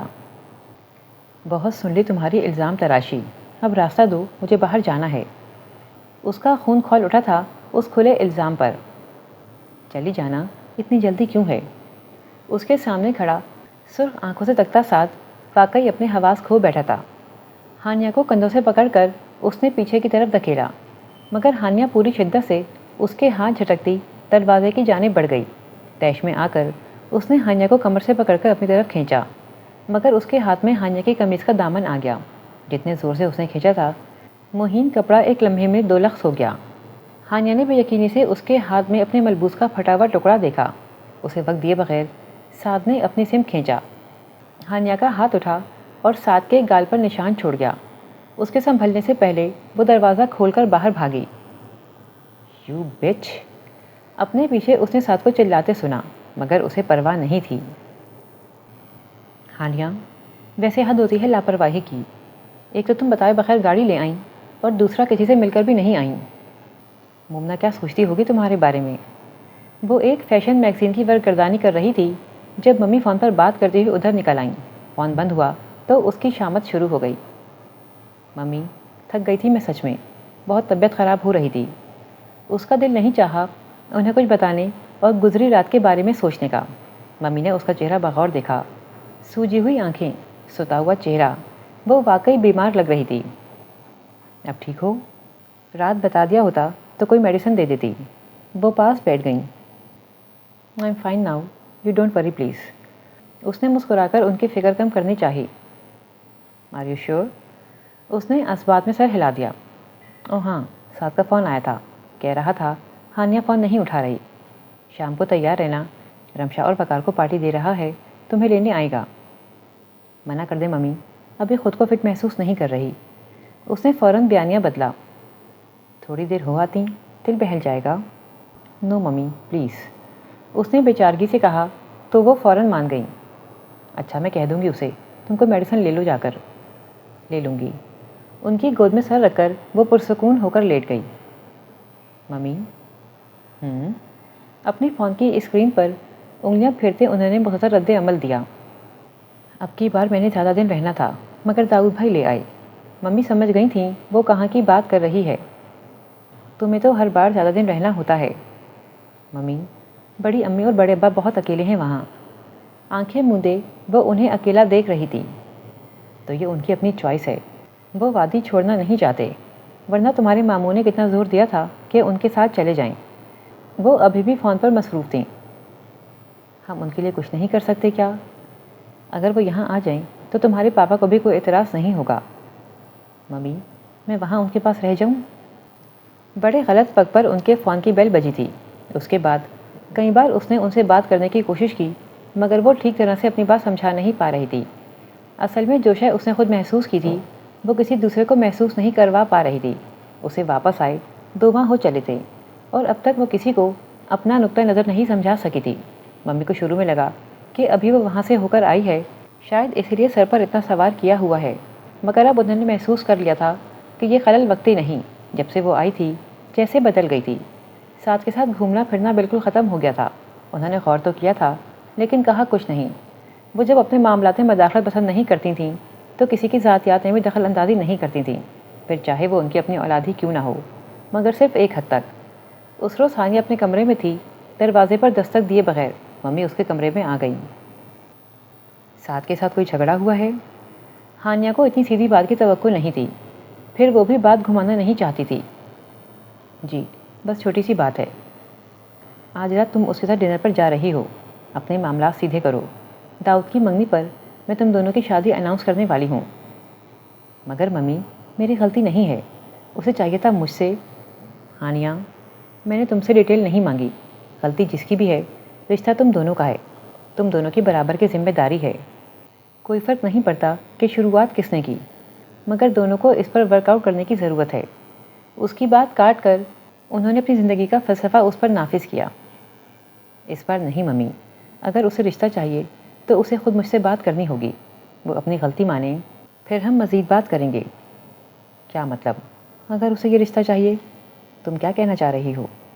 میں کچھ نہیں کہنا چاہ رہی ممی، بس میں کہیں نہیں جا رہی اور آپ مجھ پر کوئی فیصلہ نہیں تھوپیں گی، پھر چاہے وہ ساتھ کے ساتھ کہیں باہر جانے کا ہو یا اس کے ساتھ زندگی گزارنے کا۔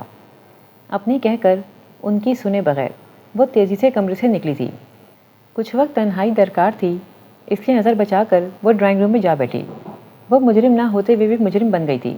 ایک وہ سعد دل میں گند بھرا بیٹھا تھا اور یہاں ممی اسے تمام حالات کی ذمہ دار سمجھ رہی تھیں۔ اس کا دل بری طرح ٹوٹا تھا، اسے یقین نہیں آ رہا تھا کہ بیٹھے بٹھائے معاملات اتنے خراب ہو سکتے ہیں۔ اس نے کیا برا کیا تھا یا سوچا تھا؟ وہ تو بس بڑے ابا کی بات سن کر جذباتی ہو گئی تھی۔ بڑے ابا کا خیال آتے ہی بڑی شدت سے ان سے بات کرنے کی خواہش جاگی۔ اس نے لینڈ لائن سے ہی ان کا نمبر ملا لیا کہ اس کا فون تو کمرے میں تھا۔ دوسری تیسری بیل پر فون اٹھا لیا گیا۔ ہانیہ کیا گئی تھی، لگتا تھا ساری رونقیں چلی گئی ہیں۔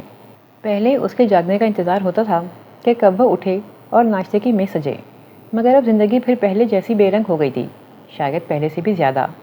انہوں نے تو کوشش کی تھی کہ یہ خوش رنگ تتلی ان کی مٹھی میں آ جائے اور ان کا بڑھاپا خوبصورت اختتام تک پہنچا دے، مگر قسمت کو منظور ہی نہیں تھا۔ ہانیہ کے جانے کے 3-4 دن بعد سلمان نے بھی ان سے شکوہ کیا تھا۔ آپ کو بتانا چاہیے تھا کہ اس کی منگنی ہو چکی ہے۔ تو منگنی نکاح کا رشتہ تھوڑی ہے، جو بھی ہے رشتہ تو رشتہ ہوتا ہے، ایک رشتہ توڑ کر دوسرا جوڑنا مشکل ہوتا ہے۔ اور اگر مجھے پتہ ہوتا، اگر تمہیں پتہ ہوتا، تب بھی تم دل کو اسے جانے سے نہیں روک سکتے تھے۔ یہاں وہ چپ کر گیا، وہ جانتا تھا سچ یہی تھا۔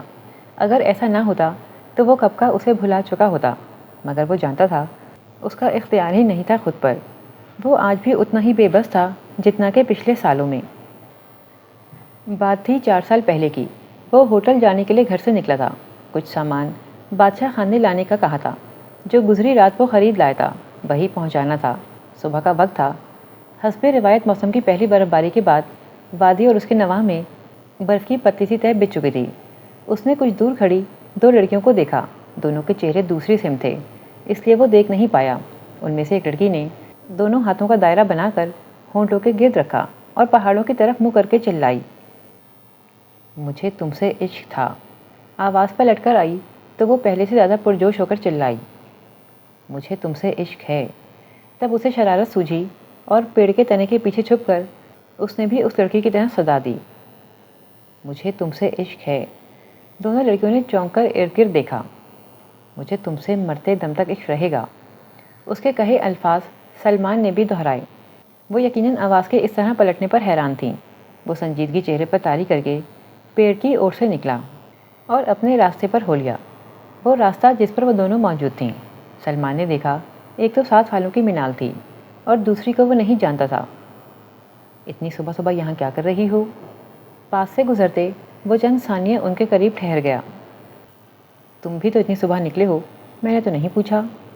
منال صبح صبح اٹھائے جانے پر چڑی ہوئی تھی۔ میں تو ہوٹل جا رہا ہوں، کچھ سامان پہنچانا ہے۔ تو جاؤ پھر، یہاں کیوں وقت ضائع کر رہے ہو؟ وہ سچ مچ بہت خفا ہو رہی تھی۔ دوسری لڑکی نے نہ ان کی طرف دیکھا تھا نہ ہی ان سے کچھ کہا۔ بڑی بے نیازی تھی اس کے انداز میں۔ وہ دیکھتا رہ گیا۔ پھر اسی رات ابوذر اس کے پاس آیا۔ ناسین پھپھو آئی ہوئی ہیں، ہم باربیکیو کا پلان بنا رہے ہیں، تم بھی آ جانا۔ وہ جانتا تھا یہ دعوت نامہ محض دوستی کی خاطر نہیں تھا۔ بابا کے ہوٹل کی مچھلی بہت خاص تھی۔ جب بھی پاس پڑوس میں یار دوستوں کا موڈ ہوتا وہ اسے ضرور بلاتے تھے۔ بلا چوں چراں کیے وہ کھانا بنانے کی ذمہ داری سنبھال لیتا تھا۔ اب بھی اس نے حامی بھر لی تھی۔ اس رات منال، کنزا، ابوذر اور زین اس کے مددگار بنے ہوئے تھے، جبکہ باقی کی عوام صرف کھانے میں مدد کر رہی تھی۔ اس وسیع چھت پر ایک طرف وہ انگیٹھیاں سلگائے بیٹھے تھے اور دوسری طرف خاصے فاصلے پر باقی سب بیٹھے لطف اندوز ہو رہے تھے۔ بار بار سلمان کی نظر اس لڑکی پر جا ٹھہرتی تھی۔ 2 بار اس کا ہاتھ جلا تھا، پھر بھی ذہن اسی کے دھیان کی شمع جلائے پروانہ وار نثار ہو رہا تھا۔ وہ اڑتی تتلی کی طرح خوش رنگ اور ناقابل حصول تھی۔ بھلا پردیسیوں سے بھی پریت لگائی جاتی ہے؟ ہاں، مگر لگ جائے تو کچھ کیا بھی نہیں جا سکتا۔ وہ بھی بے وجہ اس حسین بت کا اسیر ہوا تھا۔ اس کے 2 دن بعد وہ لڑکی پھر اسے مرکزی پھاٹک کے قریب دکھائی دی۔ آج بادشاہ خان بھی آیا ہوا تھا۔ اسے ایک شرارت سوجھی جس میں اس نے منت سماجت کر کے بادشاہ خان کو بھی ملا لیا۔ 2 دن پہلے کا بنا ہوا اسنو مین ابھی تک ایستادہ تھا۔ اس کے پہلو میں ایک پتھر پر بادشاہ خان ذرا مختلف حلیے میں جا بیٹھا۔ اس نے ہاتھ کے اشارے سے لڑکی کو پاس بلایا۔ بڑا اونچا نصیب ہے بیٹی کا، بہت محبت پاؤ گی، خوشیاں ہی خوشیاں مقدر میں لکھی ہیں۔ اس کا نام سین سے ہوگا جس کے ساتھ تمہارا نصیب ہوگا۔ منصوبے کے مطابق بادشاہ خان نے ٹھیک ٹھاک اداکاری کی تھی۔ وہ لڑکی پہلے حیران ہوئی اور پھر خوش۔ کیا واقعی؟ بابا میرا ہاتھ پڑھ کر بتائیں ذرا کچھ اور۔ نا، ہاتھ نہیں، نصیب تو یہاں ماتھے پر لکھا ہے۔ جا کر ایک پیالہ دودھ کا لا، یہ اس علم کی زکوٰۃ ہے۔ وہ کلانچے بھرتی اندر گئی تو وہ وہاں سے اٹھ کر بھاگا۔ سلمان بھی اس کے ساتھ ہو لیا۔ گزرے 4 برسوں میں وہ اور بادشاہ خان اس بات کو یاد کر کے لاتعداد مرتبہ ہنس چکے تھے۔ اس سے پہلے کہ کہانی آگے بڑھتی وہ واپس چلی گئی۔ سلمان تو جانے اسے یاد تھا بھی کہ نہیں، مگر سلمان کو وہ کسی لمحے نہیں بھولی تھی۔ شاید اس سے بے نام تعلق کی وجہ تھا کہ جب اس گھر کے مکین ہجرت کر گئے تو وہ ان بوڑھے پنجوں کے پاس جا کر کچھ وقت گزار آتا۔ اس گھر میں وہ محبوب چہرہ ہنستا رہا تھا۔ اس کو وہ در و دیوار بھی عزیز تھے۔ پھر ایک یہ آس بھی تھی کہ شاید کبھی بھولے سے کوئی اس کا تذکرہ کر دے۔ وہ اس سے براہ راست بات کیے بغیر دیوانہ ہو چکا تھا، تو اب تو پھر اس کے ساتھ بہت سی خوبصورت یادیں منسوب ہو چکی تھیں۔ اس کے بغیر وادی کاٹ کھانے کو دوڑتی تھی۔ زندگی جیسے ایک ہی پٹری پر بھاگتی ریل گاڑی تھی جس کی کوئی منزل تھی ہی نہیں۔ اسے لگا تھا شاید وہ اس کے دل میں ذرہ برابر ہی اتر گیا ہو، مگر یہ اس کی خام خیالی تھی۔ اس نے واپس جا کر سب کچھ اسی طرح بھلا دیا تھا جیسے وہ پہلے بھول جاتی تھی۔ اس دن وہ انکل آنٹی کے پاس بیٹھا ہوا تھا جب اس کا فون آیا۔ ان سے بات کرنے کے بعد اس نے سلمان سے بھی بات کی تھی۔ میں بہت جلد وادی کا چکر لگاؤں گی، میرے لیے بہت سی دعائیں کر دیں، مقبول دعائیں، بہت ضروری ہے۔ جانے وہ کیوں اتنی پریشان لگ رہی تھی۔ میں آپ کو فون کر لیا کروں؟ سلمان کی بات کے جواب میں ایک لمبی خاموشی کے بعد گہرا سانس ابھرا۔ کیا کریں گے فون کر کے؟ مان لینے میں کوئی مذائقہ نہیں کہ کبھی آپ کو بھی کندھے کی ضرورت پڑتی ہے۔ پہیلیوں بجارتوں میں بات کرنے کے بجائے صاف سیدھا دل کا حال بتا کر رونے کا دل چاہتا ہے تو خود پر جبر کیوں؟ اپنا دل اپنا آپ کھولیے، کسی ایک دوست کے لیے جسے بازو بننا آیا نہیں، کندھا بننا ضرور آتا ہو۔ اس کی بات کے جواب میں ہانیہ نے اپنا فون نمبر لکھوا دیا تھا۔ سچ کہتے ہیں موسموں کا تعلق دل کے موسم سے ہوتا ہے۔ دل کے اندر کوہرا چھایا ہو تو پھول بھی پھول نہیں لگتے۔ ہانیہ کے اندر کہیں سر دردوں نے بسیرا کر لیا تھا۔ سعد کے رویے سے اسے بے حد تکلیف ہوئی تھی۔ شروع کے 1-2 دن اس نے فون کیا تھا مگر ہانیہ نے غصے سے بات نہیں کی۔ اس کے بعد سے مسلسل ایک خاموشی تھی جو ان کے درمیان مستقل ٹھہر گئی تھی۔ ممی اس انتظار میں تھیں کہ دونوں میں سے کوئی ایک ہی زندگی کی ساکت و صامت جھیل میں پتھر پھینکے، مگر وہ دونوں ضد کے پکے تھے۔ اب انہیں خود آگے بڑھنا تھا۔ رات کے کھانے پر انہوں نے سعد کو گھر بلایا تھا۔ ہانیہ اس بات سے لا علم تھی۔ شومئی قسمت آج گھر میں داؤد اور پاپا نہیں تھے۔ کھانے کے بعد ہانیہ نے کمرے میں بھاگنے کی کوشش کی تھی مگر ممی کی ایک گھوری نے اسے الفی کی طرح صوفے سے چپکا دیا۔ تم لوگ باتیں کرو، میں ابھی آتی ہوں۔ ممی کے ڈرامے پر وہ دانت کچکچا کر رہ گئی۔ تم بات کیوں نہیں کرتی فون پر؟ تم نے فون کیا ہی کب؟ جب تم نے بات نہیں کرنی تو میں فون کیوں کروں؟ مجھے غصہ تھا، وہ صاف گوئی سے بولی۔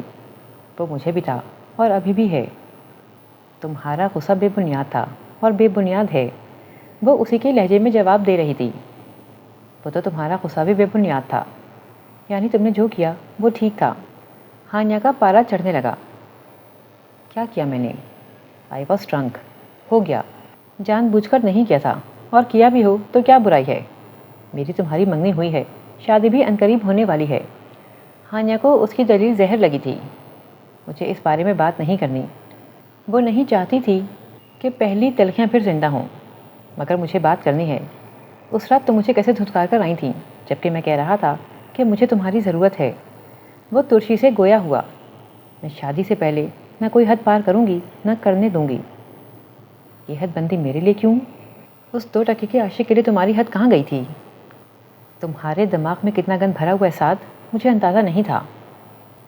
میرا تو صرف دماغ گندا ہے، تمہارا تو پورا وجود گندگی کی پوٹ ہے۔ تم نے سوچا ہوگا یہاں کون سا کوئی دیکھنے آئے گا۔ حیرت تو مجھے اس بڈھے بڑھیا پر ہے جنہوں نے shut up, just shut up and get lost from here. یہ پکڑو اپنی انگوٹھی اور آئندہ کبھی اپنی شکل مت دکھانا۔ چلاتے ہوئے انگوٹھی اتار کر اس نے سعد کی طرف اچھال دی اور اٹھ کر کمرے کی طرف چل دی۔ مجھ میں کیا کمی تھی ہانیہ؟ وہ بھاگ کر اس کے سامنے جا کھڑا ہوا۔ تم ایک بے حیا شخص ہو، تمہاری سوچ گندی نالی کے پانی سے بھی زیادہ بدبودار ہے۔ یعنی میری منگیتر غیر مردوں کے ساتھ رات باہر گزارے اور میں بے غیرت بن کر دیکھتا رہوں۔ اب ایک لفظ بھی ایسا منہ سے نکالا تو دھکے دے کر نکلوا دوں گی۔ اسے سامنے سے پرے دھکیل کر وہ جانے لگی تو سعد نے اس کا ہاتھ پکڑ لیا۔ میرا ہاتھ چھوڑو، میری باتوں کا جواب دے کر جاؤ۔ میں پابند نہیں ہوں، سر سے پیر تک صرف میرا حق ہے۔ اس نے ہانیہ کا ہاتھ پکڑا تو ہانیہ نے اس پر ہاتھ اٹھا لیا، جسے بر وقت روک کر اس نے ہانیہ کا ہاتھ چھوڑا اور ایک زوردار تھپڑ اس کے منہ پر مارا۔ ہانیہ کی چیخ نکل گئی۔ آئندہ ایسا سوچنا بھی مت۔ انگلی اٹھا کر اس نے تنبیہ کی۔ ہانیہ کی چیخ سن کر ممی بھاگی ہوئی آئی تھیں۔ کیا ہوا؟ اس گھٹیا شخص کو نکالیں گھر سے، اس نے مجھ پر ہاتھ اٹھایا ہے۔ میں مر جاؤں گی مگر اب اس پر تھوکوں گی بھی نہیں۔ سرخ گال کے ساتھ اس کی آنکھوں سے آنسو بھی بہہ رہے تھے۔ تم نے ہانیہ کو تھپڑ مارا ہے؟ ممی بے یقین کھڑی تھیں۔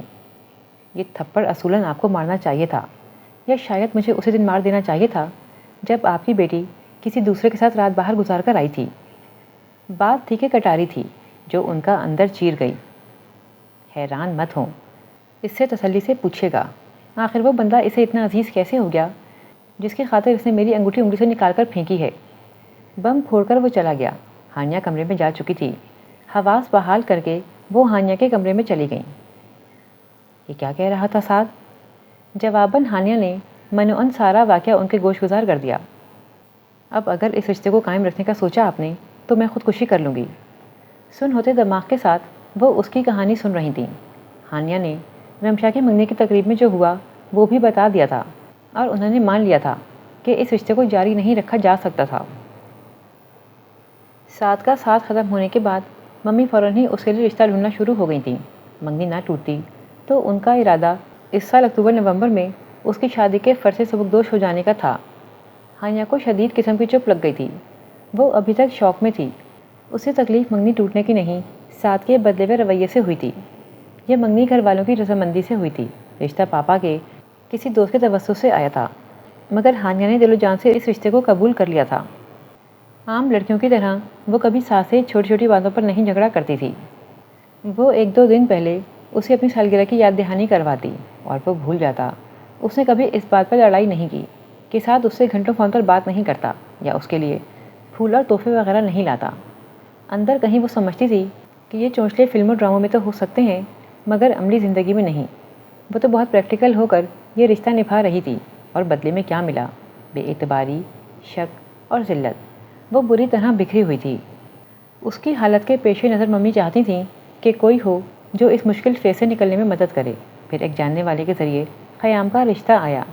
مناسب خاندان کے ساتھ خیام پڑھا لکھا اور باشعور لڑکا تھا۔ انہیں لڑکا پسند آیا تھا، مگر ہانیہ نے انکار کر دیا۔ ان سارے الجھن بھرے ہفتہ دنوں میں ایک خبر خوشی کی بھی تھی کہ ساجد ماموں کا خاندان واپس پاکستان آ گیا تھا۔ اب کم از کم بڑے ابا اور بڑی امی اکیلے نہیں رہیں گے۔ اس بات سے ہانیہ کے اندر سکون اترا تھا۔ برسات کے پرحبس بھرے دن گزرنے کے بعد سیف کے رشتے کا پیغام جیسے بہار کا سندیسہ تھا۔ ہانیہ نے اب کی بار کوئی اعتراض نہیں کیا تھا۔ سیف کی خواہش پر گھر میں عشایہ رکھا گیا تھا، جس میں اس نے نہ صرف ہانیہ کو پسند کر لیا تھا، بلکہ اس کی ماں نے شگن کے طور پر کچھ کڑکتے بڑے نوٹ ہانیہ کی ہتھیلی پر رکھ دیے۔ ممی پاپا بہت خوش تھے اور وہ مطمئن۔ جو بھی تھا وہ پرسکون تھی۔ بعض اوقات انسان اس مقام پر پہنچ جاتا ہے جہاں مرضی اور خوشی ثانوی چیزوں کی حیثیت اختیار کر لیتی ہے۔ اسے یقین تھا وہ خوش ہونا سیکھ لے گی، مگر اسے علم نہیں تھا آزمائش ابھی ختم نہیں ہوئی۔ دونوں گھرانوں میں اتفاق سے منگنی کی رسم خارج کر کے براہ راست شادی ہونا قرار پایا تھا۔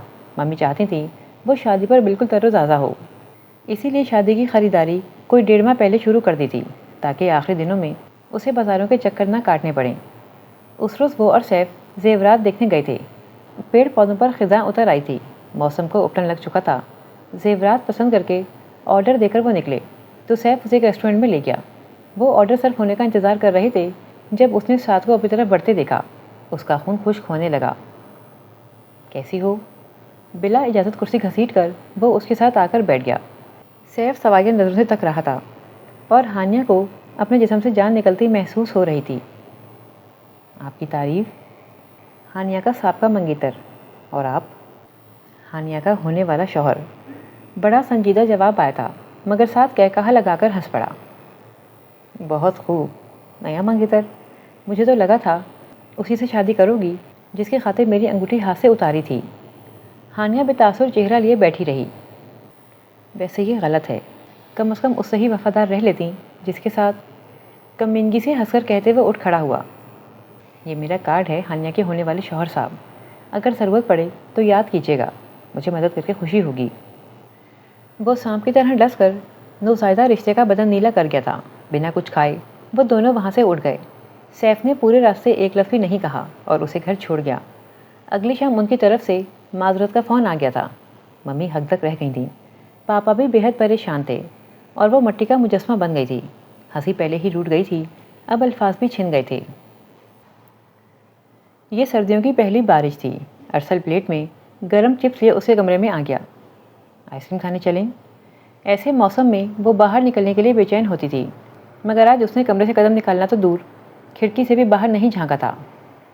میرا دل نہیں چاہ رہا، مگر میرا چاہ رہا ہے۔ حلیہ سدھارو، میں گاڑی نکالتا ہوں، کہہ کر وہ باہر نکل گیا۔ وہ ہنوز بستر میں لیٹی تھی۔ اس کا انتظار کر کر کے وہ دوبارہ آ گیا۔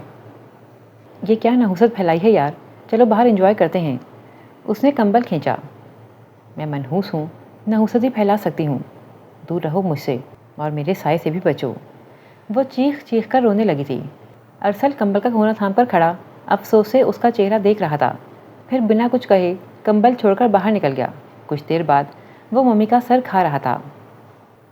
گھٹ گھٹ کر مر جائے گی، اسے نکالیں کمرے سے۔ حالت دیکھیں، صدیوں کی بیمار لگ رہی ہے۔ منگنی ہی ٹوٹی ہے، پھر کیا ہو گیا ہے؟ میں کیا کروں، کچھ سمجھ میں نہیں آتا۔ وہ کوئی بات مانتے ہی نہیں۔ 1000 बार पार्लर जाने का, कुछ ख़रीदारी वगैरह करने का कह चुकी हूँ। वो नहीं मानती तो क्या ज़बरदस्ती गोद में उठाकर ले जाऊँ? वो खुद उसकी हालत से नाला थी। उसे बड़े अब्बा के पास भेज दें कुछ दिनों के लिए। अरसल की बात पर वो सोच में पड़ गई थी। जगह की तब्दीली ने उस पर मुस्बत असर डाला था। कम अज़ कम अब वो सांस खुलकर ले रही थी। जो घुटन उसके अंदर भर गई थी अब काफ़ी हद तक कम हो गई थी। बड़ी अम्मी तो उसे देखकर हैरान रह गई थी। पीला जर्द रंग और बदन हड्डियों का ढांचा बन गया था। उन्होंने फुर्सत देकर उससे पूछा भी था, मगर उसने कुछ भी नहीं हुआ, आपका वहम है, कहकर बात ख़त्म कर दी थी। वादी पर ख़िज़ां का मौसम उतरा हुआ था। वो बाहर निकलती तो मज़ीद उदास होकर वापस पलट आती। जाने क्यों बात बेबात उसके आंसू निकल पड़ते थे। उसकी दिलजोई के लिए रात को बारबेक्यू का प्रोग्राम बनाया गया था। हस्बे साबिक सलमान को बुलाया गया। रस्मी सी सलाम दुआ और हाल अहवाल का अंदाज़ बता रहा था कि कुछ बदल गया था हानिया में। वो खामोशी से एक कुर्सी पर बैठी उन्हें खुशगपियाँ करते देख रही थी। अबू ज़र ने साउंड सिस्टम सेट करवाया था और अब एक मशहूर इंग्लिश गाना बज रहा था। उसे बेतहाशा रोना आ रहा था, इसीलिए खामोशी से उठकर नीचे चली गई। कुछ देर बाद बड़े अब्बा उसके कमरे में आ गए। क्या हुआ हानिया, मेरा बच्चा बहुत डिस्टर्ब लग रहा है। बड़े अब्बा ने इतने प्यार से पूछा था कि वह खुद पर बंद नहीं बांध सकी और सब कुछ बता दिया। वो खामोशी से सुनते, उसे आंसू बहाते देख रहे थे। मैं ये नहीं कह रहा कि साद ने ठीक किया है, लेकिन उसकी जगह आकर देखो तो तुम्हें अंदाज़ा होगा, बात छोटी नहीं थी। ज़िंदगी ऐसी ही है, लोग आपका अंदर नहीं देखते, सिर्फ वो देखते हैं जो हम करते हैं। बस ये जान लो, रब्बे दो आलम ने तुम्हारा उसका साथ ऐसे और यहीं तक लिखा था। हाँ, मगर सैफ को सब बताकर उसने गलत किया। इस सारे में कसूर तुम्हारा भी नहीं। अपने मामला सच्चे दिल से ऊपर वाले के सुपुर्द कर दो, वो खुद सब देख लेगा। अब मैं तुम्हें उदास या परेशान ना देखूं। बड़े अब्बा की बातों से उसके अंदर सुकून उतरा था। हानिया की तकलीफ़ अपनी जगह, मगर वो खुश थे कि 2 बच्चे जिन्होंने उनसे बेगर्ज मोहब्बत की थी, उनके एक होने का मौका बन गया था। अगला दिन बड़ा निखरा निखरा और तरोताज़ा था। बड़े अब्बा अपने किसी वकील दोस्त से मिलने जा रहे थे। उन्होंने हानिया को भी साथ ले लिया था। शाम की पहली बर्फ़बारी थी। सयाहों से शाहराएं भरी पड़ी थीं। ज़िंदगी जैसे फास्ट ट्रैक पर दौड़ी चली जा रही थी। हानिया को दोबारा ज़िंदगी का एहसास हो रहा था। विंड स्क्रीन से टकराते बर्फ़ के नन्हे गाले उसके दिल में खुशी का एहसास पैदा कर रहे थे। शाम को जब वापसी हुई तो बहुत सारी मनफी सोचों का खात्मा हो चुका था। अगले काफ़ी सारे दिन वो कभी ज़ैन और कभी अबू ज़र के साथ घूमती फिरी थी। वो हैरान थी, अभी तक मम्मी ने उससे वापसी का नहीं पूछा था। सुकून के ये दिन बहुत थोड़े थे। एक शाम वो मीनार और किंजा के साथ स्नोमैन बनाने के बाद अंदर आई तो साजिद मामू को बड़े अब्बा पर चिल्लाते सुना। पूरे घर में उन दोनों की आवाज़ गूंज रही थी। उनकी प्राइवेसी के ख्याल से वो ऊपर अपने और मीनार के मुश्तरका कमरे में चली गई। अगली सुबह सबका मूड बेहद ख़राब था। हर बंदा उसे नज़रअंदाज कर रहा था, यहाँ तक कि मामू वानी ने उसके सलाम का जवाब भी नहीं दिया था। वो सोच रही थी उससे गलती क्या हुई, मगर कोई सिरा हाथ नहीं आ रहा था। उसी शाम मम्मी भी आ गई थी। तब उस पर राज खुला। मामू पाकिस्तान तो भाई के साथ छोड़कर गए थे, मगर गैर मुल्क में सेट नहीं हो सके। बड़े अब्बा से सारे बच्चे अपने अपने हिस्से ले चुके थे। अब बस ये घर बचा था जो बड़े अब्बा के नाम था। अब साजिद मामू कह रहे थे इस घर को बेचकर बड़े अब्बा उनके साथ चलें ताकि वो दोबारा कोशिश कर सकें। पाकिस्तान वापस आना उनकी मर्ज़ी नहीं, मजबूरी थी। अब जब घर की बात हुई तो बड़े अब्बा ने इंकिशाफ किया कि घर तो वो हानिया और सलमान के नाम कर चुके थे। उसी गुस्से में उन दोनों के दरमियान तू मैं हो गई थी। फिर मामू ने फ़ोन करके मम्मी को बुलवा लिया कि वो बड़े अब्बा को समझाएं और हानिया के ज़रिए उन पर दबाव डालें। हानिया का दिमाग फटने वाला हो चुका था सोच सोच कर। मम्मी के कहने से पहले उसने बड़े अब्बा से बात करने की ठानी। बड़े अब्बा, आइसक्रीम खाने चलें? उसने जितने लाड से पूछा था, इनकार हो ही नहीं सकता था। कुछ देर बाद वो दोनों घर से बाहर जा रहे थे। आपने ऐसा क्यों किया बड़े अब्बा? क्योंकि जब साजिद वापस आया तो मुझे यही शक गुजरा था, मगर मेरी समझ में नहीं आ रहा था कि इस घर को बचाने के लिए मैं क्या कर सकता हूँ। मैंने इस घर को बहुत मोहब्बत से बनवाया था और अब इस घर की एक एक ईंट से मैं इस मतलब परस औलाद से ज़्यादा मोहब्बत करता हूँ। हानिया को लगा सारे सवाल जवाब ख़त्म हो चुके हैं। आप मेरे नाम ना करते। तुम्हें वादी से जो मोहब्बत है मैं जानता हूँ, यही मोहब्बत इस घर को आबाद करेगी, सिर्फ इसीलिए। और सलमान ने मेरा इन सबसे बढ़कर ख्याल रखा है।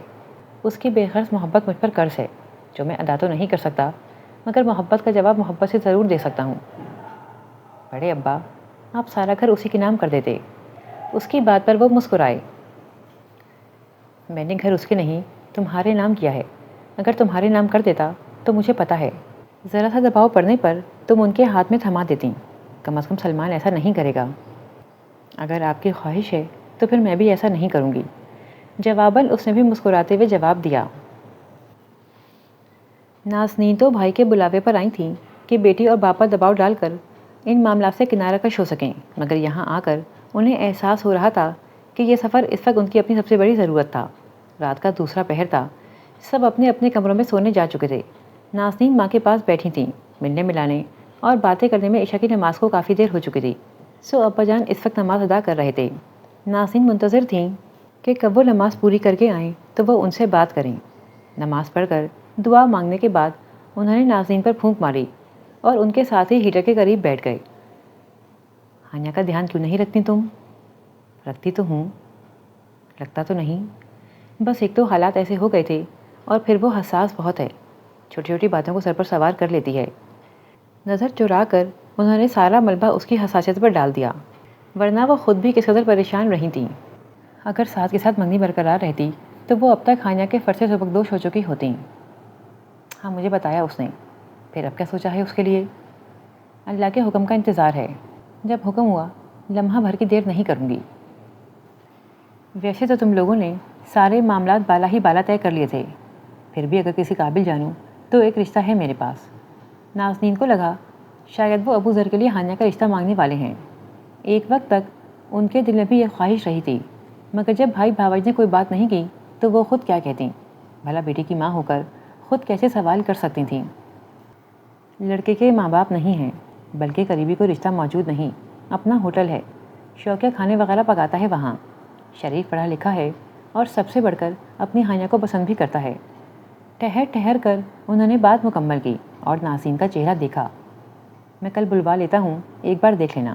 سچ کہوں تو مجھے میری سگی اولاد سے زیادہ عزیز ہے۔ کیا یہ وہی ہے جس کے نام آپ نے یہ گھر کیا ہے؟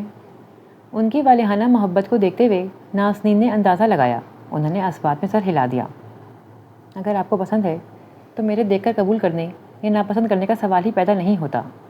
میں بس اس کے پاپا سے بات کر لوں اور پھر ہانیہ سے پوچھ لیں گے۔ ہانیہ سے تم مت پوچھنا، میں خود بات کروں گا۔ اپنے آنے کا مقصد فراموش کر کے نازنین وہاں سے اٹھی تھیں، گو کہ اگلے دن انہوں نے ابا جان سے بات بھی کی تھی، مگر انہوں نے قطعیت سے انہیں اس معاملے سے الگ رہنے کا کہا تھا۔ اگلی شام وہ ہانیہ کو لیے بغیر واپس چلی گئی تھیں۔ گھر کا ماحول ویسا ہی تھا، بڑے ابا اور بڑی امی کے علاوہ سب کے لیے وہ غیر موجود تھی۔ حیرت تو یہ تھی کہ اب اسے برا بھی نہیں لگ رہا تھا۔ وہ روز صبح ناشتے سے پہلے گھر سے نکل جاتی اور گھوم پھر کر اس وقت واپس آتی جب سب ناشتہ کر چکے ہوتے۔ البتہ بڑے ابا اور بڑی امی اب بھی اس کے آنے کا انتظار کرتے تھے۔ اب اس کے ایسے جانے پر بڑے ابا کچھ نہیں کہتے تھے، انہیں تو بس نازنین کے فون کا انتظار تھا۔ پھر ایک شام نازنین نے فون پر انہیں رضامندی دے دی۔ باپ کا ان کی زندگی کے لیے لیا گیا فیصلہ ایسا شاندار تھا کہ اب بھی دونوں میاں بیوی انہیں دعائیں دیتے تھے۔ ایسے میں اپنی لاڈلی نواسی کے لیے وہ کیسے کسی غلط شخص کا انتخاب کر سکتے تھے؟ یوں بھی دونوں نے ایک ایک بار اپنی مرضی کر دیکھی تھی۔ بڑے ابا بہت خوش تھے ہانیہ سے بات کرنے کے لیے۔ اگلی صبح وہ اس کے ساتھ نکلے تھے۔ ہانیہ نے ان کی خواہش اور ماں باپ کی رضامندی بالکل خاموشی سے سنی تھی اور پھر اطمینان سے انکار کر دیا۔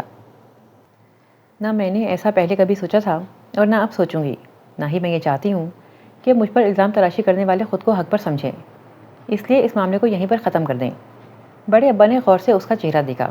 وہ جھوٹ نہیں کہہ رہی تھی، اس کے باوجود وہ اپنی خواہش سے دلبردار نہیں ہوئے تھے۔ وہ اسے منا سکتے تھے، وہ کوشش کر سکتے تھے اگر وہ وہاں رکتی۔ یہ پہلی بار تھا جب اس نے خود سے گھر واپس جانے کی خواہش کا اظہار کیا تھا۔ کچھ دن اور رک جاتیں۔ بڑے ابا کا ناراض لہجہ گویا شکوہ تھا۔ میں نہیں چاہتی میرا اس سے سامنا ہو، پھر یہاں سب کے رویے سہنے کی ہمت نہیں مجھ میں۔ داؤد بھائی سے کہہ دیں وقت نکال کر مجھے یہاں سے لے جائیں۔ وہ واپسی کے راستے پر قدم رکھ چکی تھی اور وہ بیچارگی سے اسے دیکھتے رہنے کے علاوہ کچھ نہیں کر سکتے تھے۔ ہانیہ فون کر کے داؤد کو لینے آنے کا کہہ چکی تھی۔ داؤد نے ایک دو دن میں آنے کا کہا تھا۔ اس سے پہلے کہ داؤد اسے لینے آتا، ساجد ماموں اپنی بیوی اور بچوں کے ساتھ گھر چھوڑ گئے تھے۔ جاتے ہوئے انہوں نے یہ بتانا گوارا نہیں کیا کہ وہ کہاں جا رہے ہیں۔ ایک بار پھر پورا گھر خاموشی کی لپیٹ میں آ گیا تھا۔ ہانیہ کو یقین تھا بڑے ابا اور بڑی امی اس طرح ماموں کے چلے جانے سے بہت زیادہ افسردہ ہوئے ہوں گے، مگر انہوں نے کسی بھی طرح اس افسردگی کا اظہار نہیں کیا تھا۔ اب ہانیہ کا دل چاہ رہا تھا کہ داؤد اسے لینے نہ آئے۔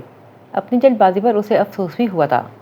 سلمان ہی تھا، بھلا وہ کون سا اسے کھا سکتا تھا کہ وہ یوں خوفزدہ ہو کر بھاگنے لگی تھی۔ خیر اب کیا ہو سکتا تھا؟ آج پہلی بار وہ ناشتہ بنانے کی نیت سے باورچی خانے میں داخل ہوئی تھی۔ گل مینا نے پراٹھے ڈالے اور وہ انڈے فرائی کرنے کی کوشش کرتی رہی۔ ایک انڈا پین سے چپک گیا، ابھی تیل ٹھنڈا تھا۔ دوسرا انڈا پہلے والے چپکے ہوئے انڈے سے لگ کر جل گیا۔ یہ کام میرے بس کا نہیں، گل مینا سے کہہ کر وہ باورچی خانے سے نکل آئی۔ ناشتہ کرنے کے بعد وہ اپنا کمرہ سمیٹنے کے لیے اوپر چلی گئی۔ کام تو کچھ تھا ہی نہیں، آج داؤد اسے لینے آنے والا تھا، اس لیے اپنے کپڑے وغیرہ بیگ میں ڈالتے وہ بے حد اداس ہو رہی تھی۔ یوں ہی کھڑکی پر نظر پڑی تو وہ اٹھ کر کھڑکی کے سامنے جا کھڑی ہوئی۔ جانے کتنی دیر وہاں کھڑی باہر دیکھتی رہی۔ دروازے پر دستک اس کے حواس واپس لے آئی۔ آ جائیں کہہ کر وہ بے دلی سے بیڈ پر جا بیٹھی جہاں اس کا کھلا ہوا سفری بیگ پڑا تھا۔ السلام علیکم۔ غیر متوقع آواز سن کر وہ ہڑبڑا کر سیدھی ہوئی۔ وعلیکم السلام، کیسے ہیں؟ میں تو ٹھیک ہوں، آپ مجھے ٹھیک نہیں لگ رہی، وہ بے تکلفی سے کہہ کر دروازہ مکمل طور پر کھول کے کھڑکی کے پاس کرسی پر جا بیٹھا۔ میری طبیعت خراب رہی پچھلے دنوں، شاید اسی لیے۔ کپڑے تہہ کر کے بیگ میں ڈالتے وہ مصروف نظر آنے کی کوشش کر رہی تھی۔ جا رہی ہیں؟ مجھے انکل نے بتایا ہے آپ کی منگنی ختم ہونے کا، شاید یہی آپ کی طبیعت کی خرابی کی وجہ رہی ہے۔ سلمان کا تجزیہ 100% درست تھا، مگر اس نے اقرار نہیں کیا۔ بہت چاہتی ہیں اسے؟ سلمان جانتا تھا کس قدر تکلیف سے یہ الفاظ اس کے لبوں سے ادا ہوئے تھے۔ میں نہیں جانتی، بس یہ جانتی ہوں کہ میں نے پورے خلوص سے عملی بنیادوں پر اس رشتے کو نبھانے کی کوشش کی تھی۔ اس کا لہجہ سچائی کا امین تھا۔ چند سال پہلے میں یہاں آئی تھی تو ایک صبح مجھے یہاں ایک بوڑھا شخص ملا۔ اس نے میرا ماتھا پڑھا، اس نے مجھے بتایا کہ ایک شخص میری زندگی میں آئے گا اور اس نے کہا اس کا نام سینسے ہوگا، جس کے ساتھ اس کی بات کاٹ کر سلمان نے اپنی بات بھی ادھوری چھوڑ دی۔ ہانیہ نے حیرت سے اسے دیکھا۔ وہ بادشاہ خان تھا اور یہ میں نے اس سے کہا تھا، میرا نام بھی تو سین سے شروع ہوتا ہے۔ وہ جیسے کسی گہری شوق میں تھی۔ میں نے اسے سچ مان لیا تھا، اسی لیے جب ساتھ کا رشتہ آیا تو میں نے سوچنے سمجھنے کے لیے بھی وقت نہیں لیا۔ پھر سیف، اگر آپ کچھ دن رک جاتی تو شاید آپ کو پتہ چل جاتا کہ یہ اشارہ کس سین کی طرف تھا۔ اپنی اپنی جگہ دونوں خاموش تھے۔ چند ساعتیں ایسے ہی چپکی نظر ہوئیں۔ کیا آپ مجھے ایک موقع نہیں دے سکتی؟ میں نہیں چاہتی زندگی کے کسی موڑ پر مجھے یہ تانا سننے کو ملے کہ میرے دل میں کھوٹ تھا جو ساتھ کے ساتھ خیانت کی۔ سلمان کو علم ہو چکا تھا کہ ہانیہ کی منگنی کن حالات میں ٹوٹی ہے۔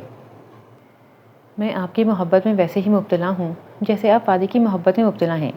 جیسے آپ برف ساروں کے نظارے دیکھ دیکھ کر نہیں اکتاتی، ویسے میں بھی آپ کی باتوں آپ کے روح سے نہیں اکتاؤں گا۔ میں نے اتنے سال یک طرفہ محبت میں گزارے ہیں، آنے والی زندگی بھی گزار لوں گا، مگر یہ بات دعوے سے کہہ سکتا ہوں کہ میری طرح آپ کو کوئی نہیں چاہے گا۔ ہمارے درمیان کچھ بھی شرمناک نہیں، یہ ہم دونوں کے علاوہ صرف ہمارا خدا جانتا ہے۔ کل کو اگر یہ بات کسی اور پر کھلی تو کس کس کو صفائیاں دیتی پھریں گی۔ ایک منگنی ٹوٹنے پر آپ اتنا بے حال ہیں تو کل کو خدا نہ خواستہ اس سے مضبوط رشتہ ڈگمگایا تو کیا کریں گی؟ اور آخری بات، خزاؤں کے خوف سے آنگن میں بیلیں لگانا نہیں چھوڑنا چاہیے۔ اپنی بات مکمل کر کے اسے سوچ میں ڈوبا چھوڑ کر وہ باہر نکل گیا۔ اپنی پیکنگ مکمل کرنے کے بعد وہ نیچے چلی گئی۔ دوپہر کا کھانا سلمان اور گل مینا نے بنایا تھا۔ کھانا بالکل خاموشی سے کھایا گیا۔ کھانے کے بعد وہ بے وجہ ادھر ادھر کی باتیں کر رہی تھی، لیکن ماحول پر چھایا جمود بدستور قائم تھا۔ داؤد بھی دوپہر میں آ گیا تھا۔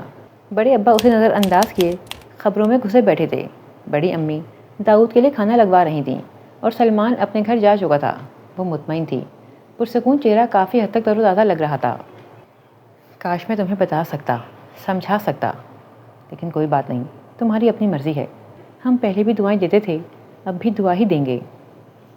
واپسی کے لیے نکلتے بڑے ابا نے سر پر پیار کرتے ہوئے کہا تھا تو ہانیہ نے انہیں بہت تھکا ہوا محسوس کیا۔ داؤد نے اس کا بیگ گاڑی کی ڈگی میں رکھا تو وہ ایک منٹ کہہ کر ساتھ والے گھر کی طرف چلی گئی۔ پہلی دستک پر ہی دروازہ کھل گیا۔ سلمان اسے دیکھ کر حیران ہوا۔ جا رہی ہوں، سوچا ملتی جاؤں۔ واقعی جا رہی ہیں آپ؟ اسے توقع نہیں تھی کہ وہ اتنی کٹھور ہوگی۔ اس کا اظہار محبت ہی بے مول کر دیا تھا اس نے۔ جاؤں گی نہیں تو آپ لینے کیسے آئیں گے؟ سر جھکا کر اس نے آہستگی سے کہا۔ سلمان کو ایک لمحہ لگا تھا سمجھنے میں، خوشی سے دل پسلیاں توڑ کر باہر آنے کو تھا۔ بڑے ابا اور بڑی امی اکیلی ہیں، میرے آنے تک ان کا خیال رکھے گا، اور اپنا بھی، کہہ کر وہ تیزی سے پلٹ گئی۔